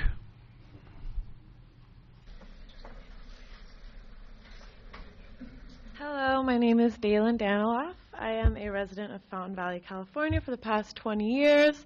I'm also a student at UCI and a permanent member of Orange Coast College's Marine Science Honor Society. I just wanted to say when I very first toured this here facility with an ecology class, I was so proud of what we were doing as a water district for our groundbreaking groundwater replenishment system. I thought that was amazing. I was so proud to go home to my grandparents and talk to them and say, this is how amazing our water district is. So I want to know why we're taking steps back with this desalination plant, because I mean, I've heard so many points here. We know this isn't economically the best idea for residents, for anyone really, except those profiting from Poseidon. We know it's dangerous. Environmentally, it's bad for our oceans, ecosystems. And we know that there's creative alternatives. So I just really don't see a reason why we would go forward with Poseidon except for profit. So I ask you all today to please consider the people and the planet over profit. Thank you. Sean Payton, followed by Nora Peterson. Sean Payton. I saw Mr. Payton earlier. There he is. Followed by Nora Peterson.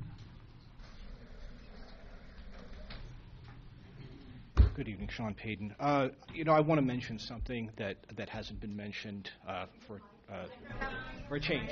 I was You'll have to get a little closer to the mic, Sean. They're having a hard time hearing you.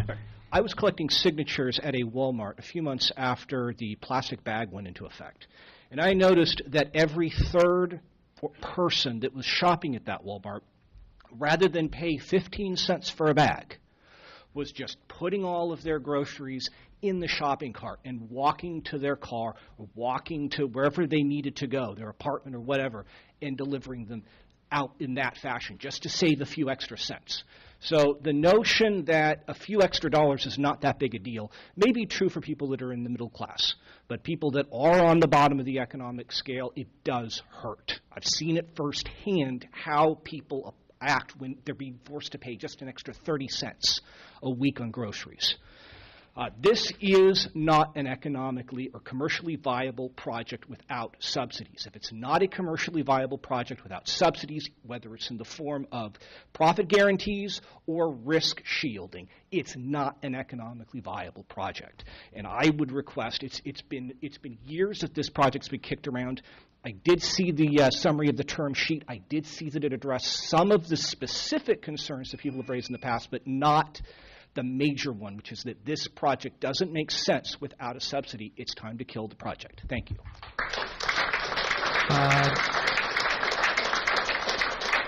Nora Peterson, followed by Lori Reb. It seems strange to me. It seems strange to me as a voting Huntington Beach resident that my community is facing lasting environmental damage and much higher water costs. On the other hand, Poseidon will be guaranteed an annual profit every year for 30 years, regardless of performance. The Water Board is to represent the community, not the corporation. To do otherwise is corruption, true and simple. We, the community, do not need and do not want Poseidon. No Poseidon. Okay, I have 2 cards left, and these are people that I passed on once. Doug Mangione, and I believe it's Michelle Bowers. Are either of these people here? Okay. Seeing none, that concludes our public speaker cards. I will bring it back to the Board of Directors. Would anyone like to speak first? Have any questions that need to be answered? Not everyone at once.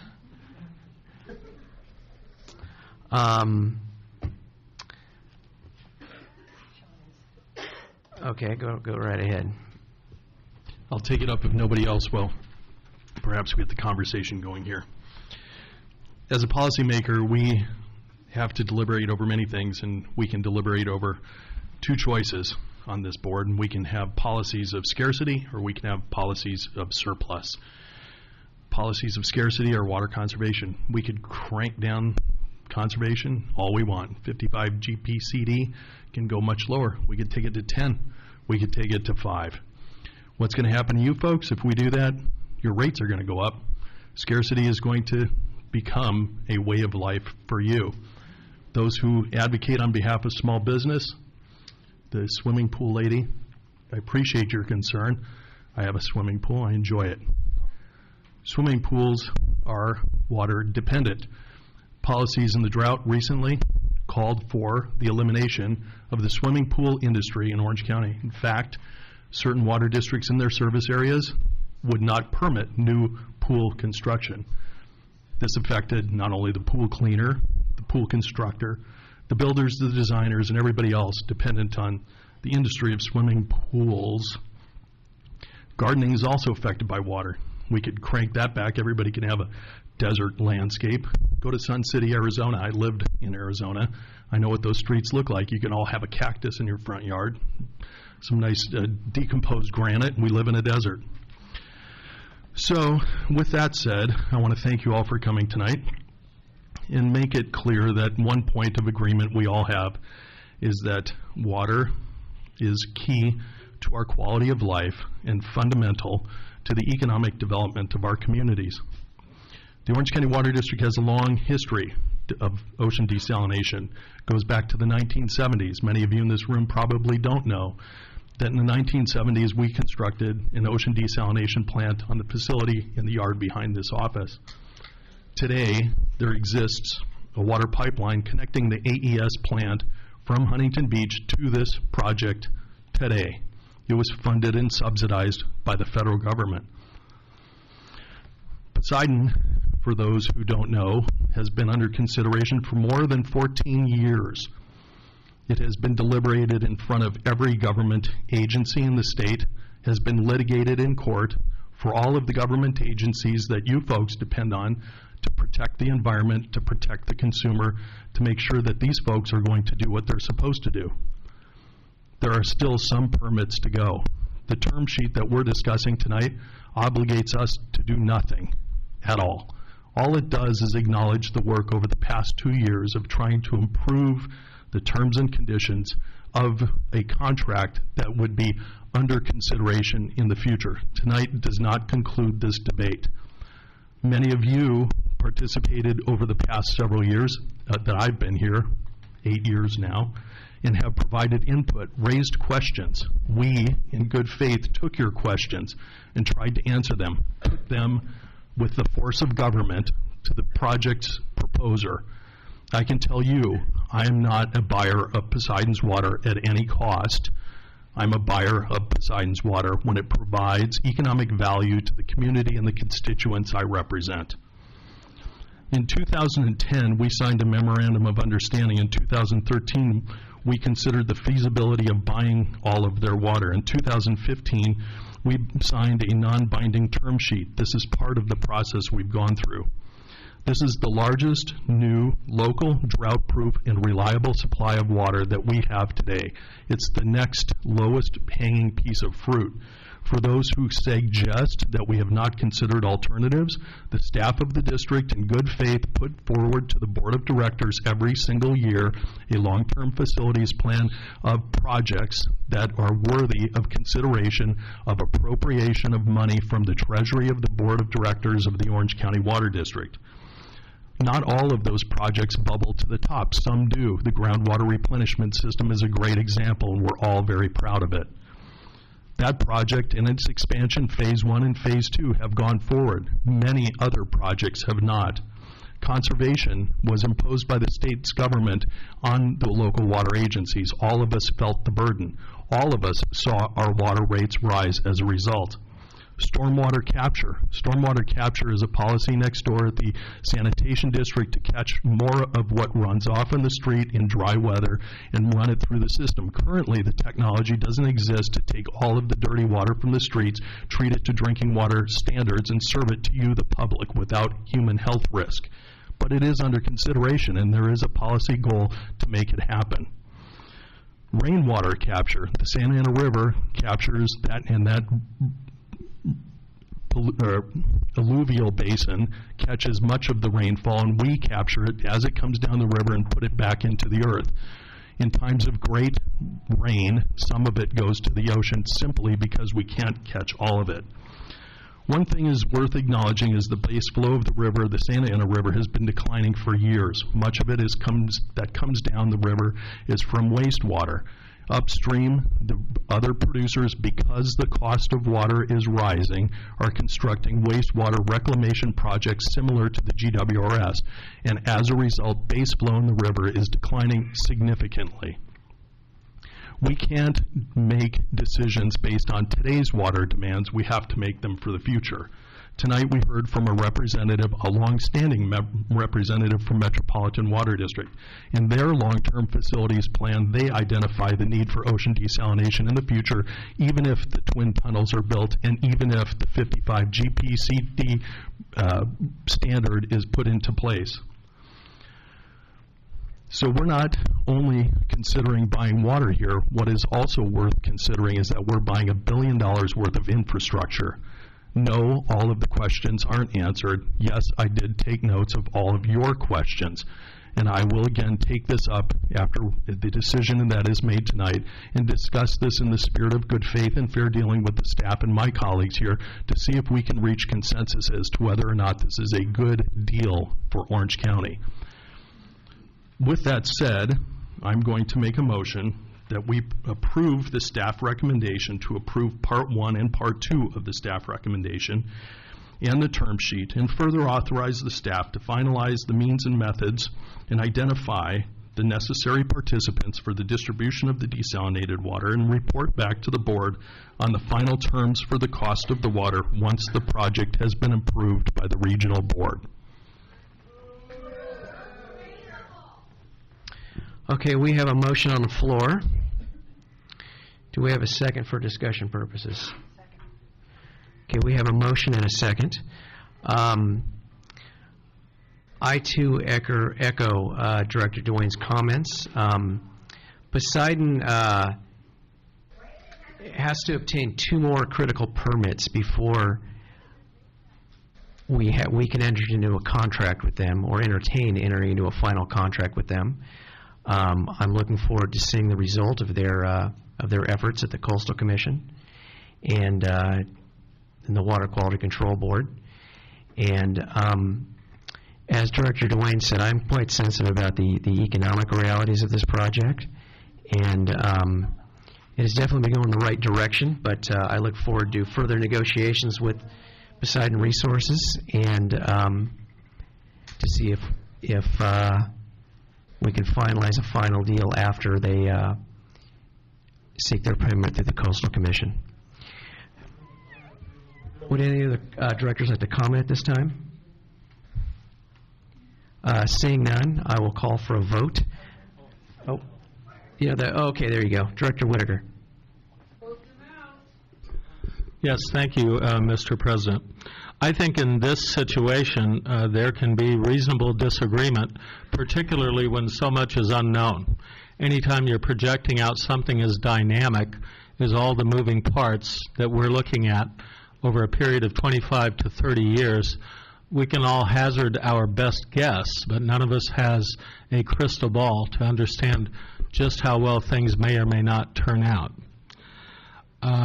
I believe as a member of this board, as a director on this board, that we have a responsibility to ensure supply at the lowest possible cost. We're in effect procuring a commodity, a very essential commodity here, by agreeing to futures costs over this time frame. And I have to share my own personal philosophy. It's fairly close to Huntington Beach Mayor Pro Tem Eric Peterson, who wants to avoid using public monies to, in a sense, subsidize or somehow enable the private sector. I believe most of the time we achieve greater efficiencies by not having that pairing, by allowing the free market mechanics to work on their own. Now, I understand the necessity and the need for someone who's engaging in such a large project to seek that assurance and that insulation from forces that might be beyond their control. So I think the discussion is still a valuable one to have. Future demand is a moving target. We have possibly reached a plateau in the near term because of so many factors, a lot of them related to governmental action from Sacramento. We have Governor Brown's war on turf, which has resulted in such a lamentable condition of all of our lawns throughout Orange County at this stage. We have the per capita rationing, which is being put into place as a permanent condition, which we have yet to understand what that's going to do to demand. So in effect, in the state of California, we have a fairly extreme political risk for any project of this sort. And that political risk even extends to future regulatory action, which may make any such plant less productive than we envision at this stage. I also believe there were some effective arguments made about other promising sources of supply in the near term. The Carson plant, the twin tunnels, there are those who think this is an either-or, either twin tunnel support or desal, but maybe to go for both could result in an oversupply, especially considering the regulatory climate that we're going to be existing in. And I think that it has been worth it to get the best arguments that we could tonight. I want to appreciate everybody who brought their arguments pro or con. I believe the board is assisted in making their decision as such. I'm at a point of not being supportive, wanting to signal that we may not be in unanimity up here, but that doesn't mean that I don't also subscribe to possible necessity of desal at some point. I believe it's more the idea of when you commit to such a long-term project of this sort, and considering the near-term conditions, I'm not sure that at least this is the proper time. I understand Poseidon's need to maintain the foot in the door on this particular facility, but I would like to send a signal. So my signal, at least in this case, is the people I represent don't believe that this is worthy of support at this stage.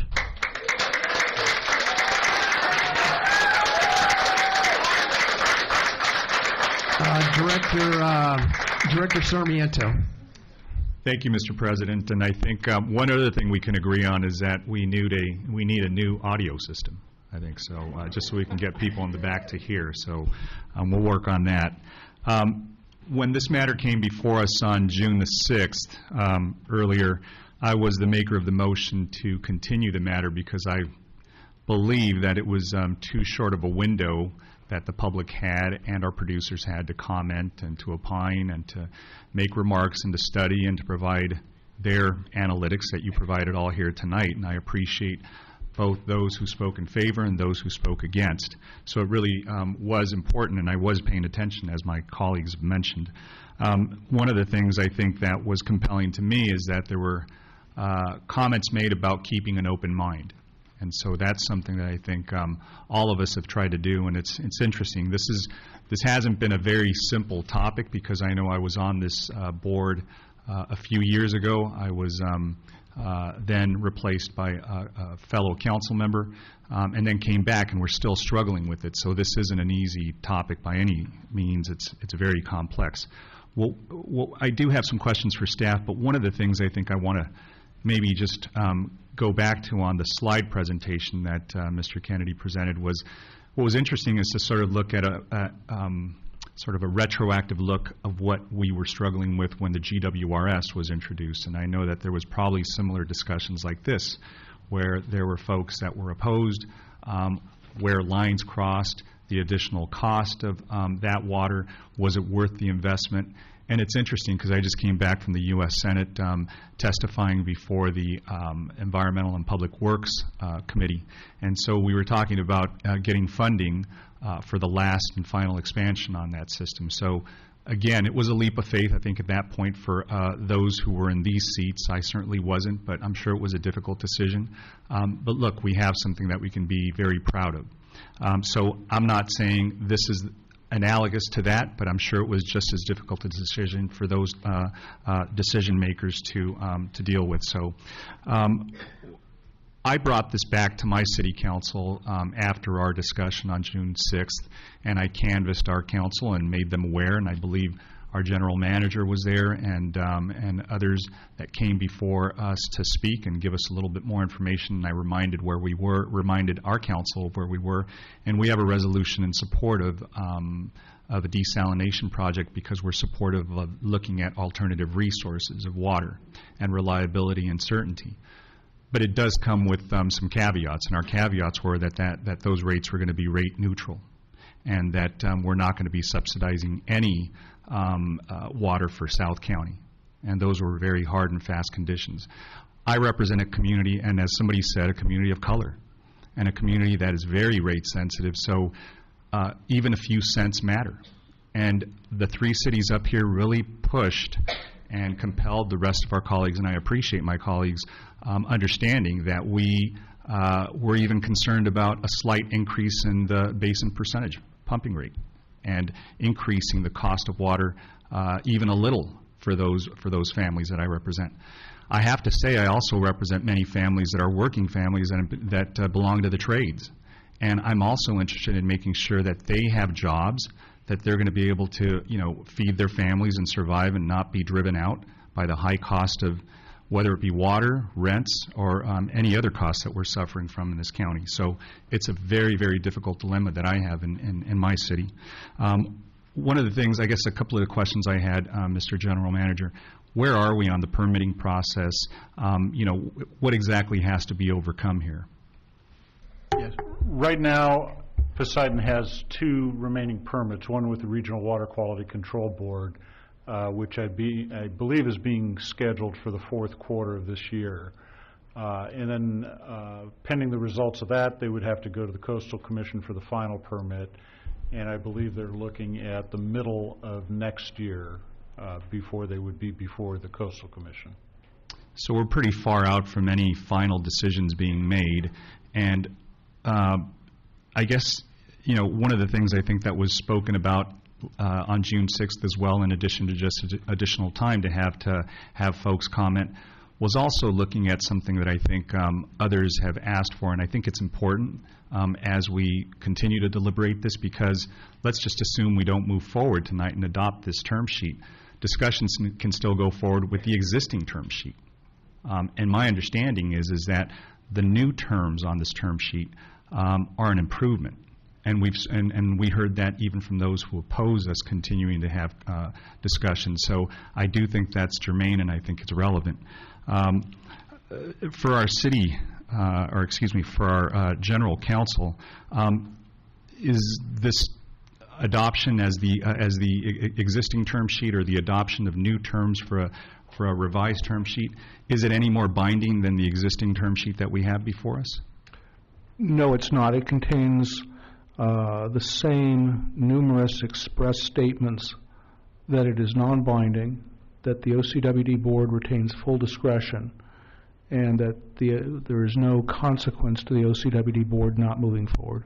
So adoption of a new term sheet is not going to commit us any more than the commitment that we already have under the existing term sheet?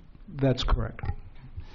My concern, again, on June 6th, and something I'd want to make sure that I have on the record, is that, you know, there's a certain doctrine in the law called a detrimental reliance, that when you lead people down a path and you raise their expectations, they can come back and say, well, look, you made us understand that this was something that you were supportive of.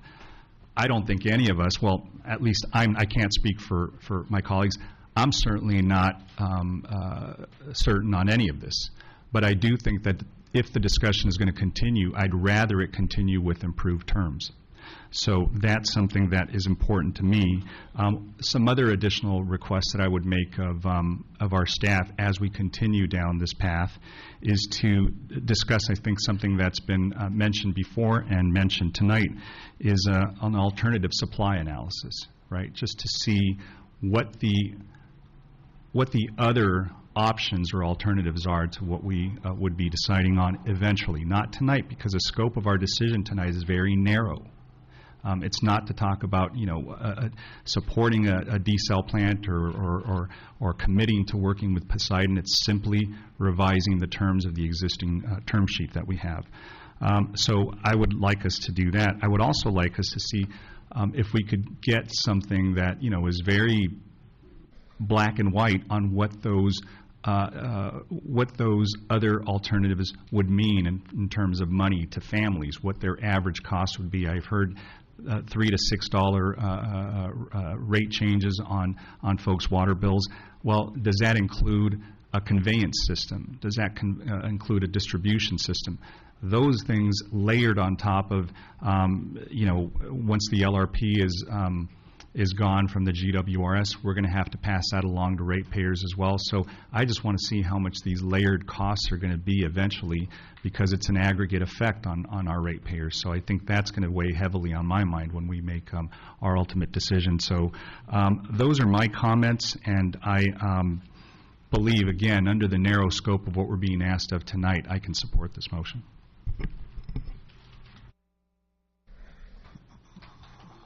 Okay. Before I call Director Green, I just wanted to recognize that Director James Vanderbilt has joined us this evening. Director Vanderbilt represents the city of Anaheim. He is a reservist in the United States Army, and he was serving us today, and I appreciate that you were able to join us this evening. Director Green. Yeah, I'd like to just make a few clarifying points. Many of you suggested that we capture water off the Santa Ana River. We do that. The problem with, we do that in Anaheim. The problem with doing that down here in our area is the soil. The water won't go through because of the clay. So where you see lakes or ponds off to the side of the Santa Ana River are our reclamation basins, and that percolates the water through into the basin. So we do that. We don't ignore any source of water. Also with the GWRS, we have voted to do our final expansion. That will be enough water for 1 million people for a year, but that's as far as we can go. And one of the big problems we had with this final expansion is getting enough wastewater. And the project, Sand District, stuck in there, and we're there, I think, now. Our basin is 43% full.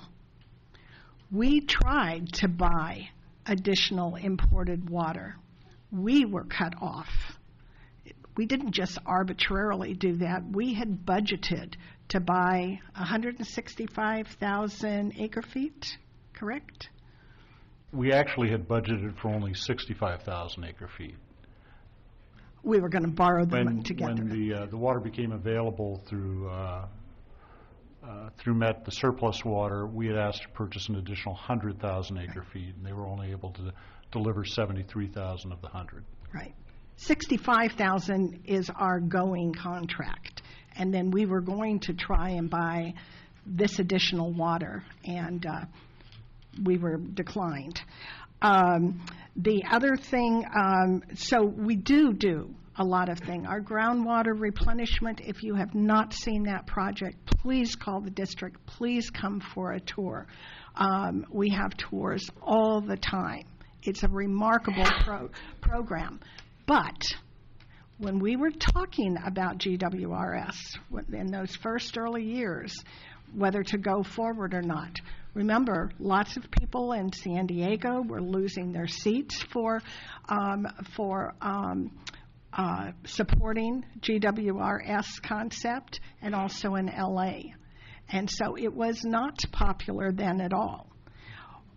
There was a lot of outreach. We did a lot of work at OCWD. I was not on the board at that time, but I certainly give credit to those board members. And as you saw, GWRS was more costly than imported water at the time. And look at the difference now. The LRP will be given to OCWD, not Poseidon. I hope you don't, I heard a number of you say that the LRP will go to Poseidon. It does not. It goes for this project, but it comes to us. Just like our GWRS. When we first brought GWRS online, we got a subsidy from MET, and thank goodness we did. And now, all these years later, we're running out. And so, but it was good. I mean, I'm glad that we did it. I have lived this project since 2003. I think the first time I voted on Poseidon was 2003 on the council, and then it came before us other times. So it's not like I don't know this project or have not been familiar with it. It seems like it follows me. So I just think that there is no doubt that we are going to have years of drought. We are in a drought right now. We had less than 5 inches this year.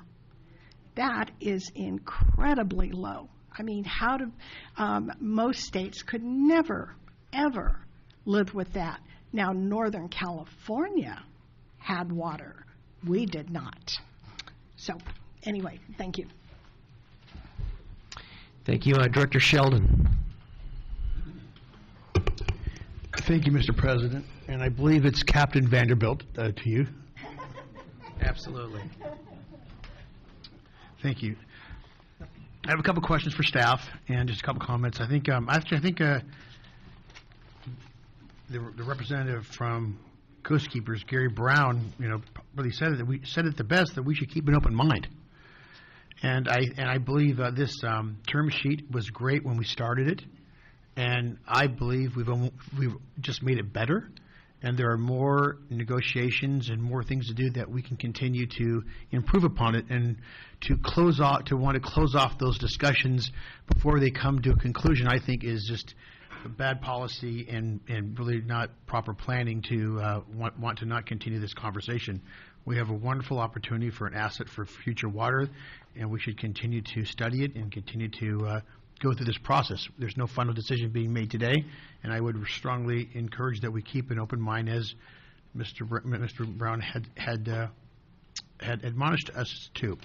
As to a few other comments, I felt that there was a strong perception among many of the speakers that Poseidon has a guaranteed profit. I know we talked about that. I'd like to ask staff, does the Poseidon Corporation have a guaranteed profit in this process? John or Mike, if you want to answer that.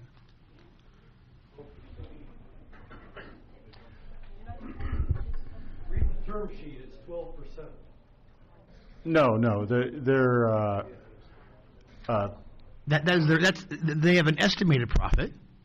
Right. And if they don't meet the estimated, if their internal costs exceed the revenues, that's correct. They could lose money. Correct. We're not guaranteeing them a profit. Is that correct? We're not guaranteeing them the actual cost of the water. We're guaranteeing a certain price. Correct. If their costs exceed that price, then that burden is upon them. Are we guaranteeing them a profit? No. No, we're guaranteeing a price. Correct. And if the cost is greater, they bear that cost. Right. So if it's less, we're contracting to buy water at a certain price. Yes. And and their obligation is to provide that water.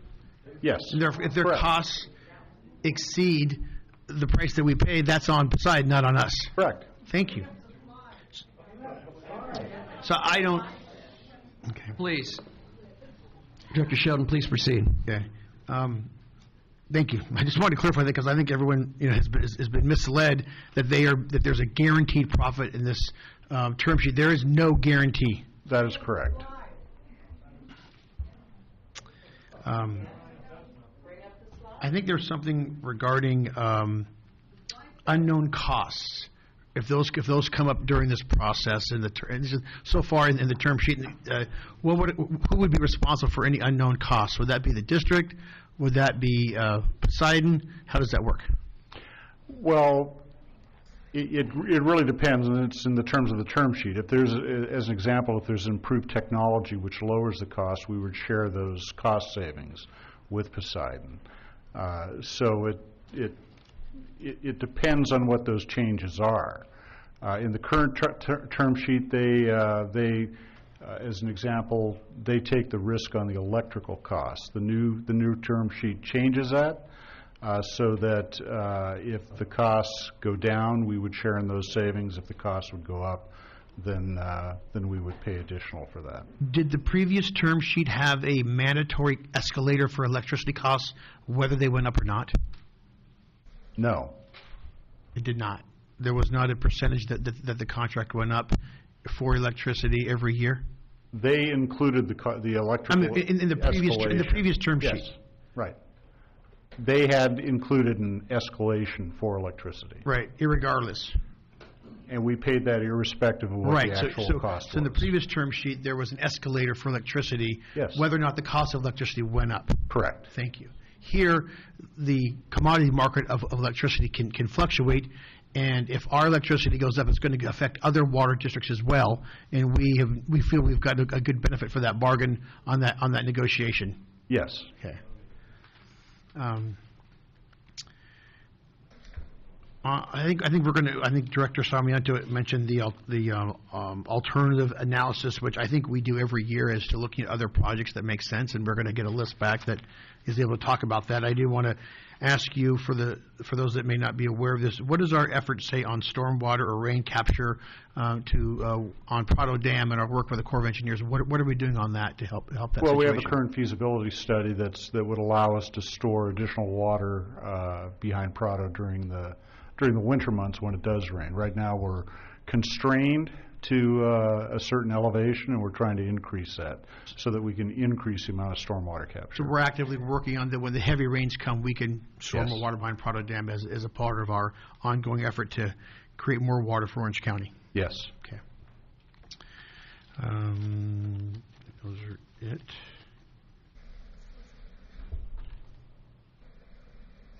Okay. Thank you. Thank you. Okay, any other director comments at this time?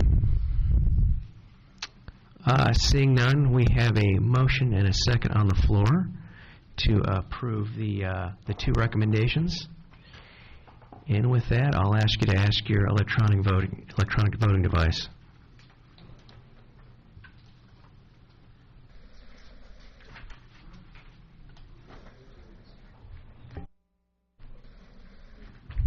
That motion carries with 6 directors voting yes, 2 directors voting no, Whitaker and Yo, and Director Vanderbilt abstaining and Director Anthony absent. Okay, and that motion passes. With that, I'm going to ask that the board take a 5-minute break to allow the public to, if anybody wants to leave, you can do so. You're welcome to stay, of course. We have just a couple of housekeeping items at the end of the agenda.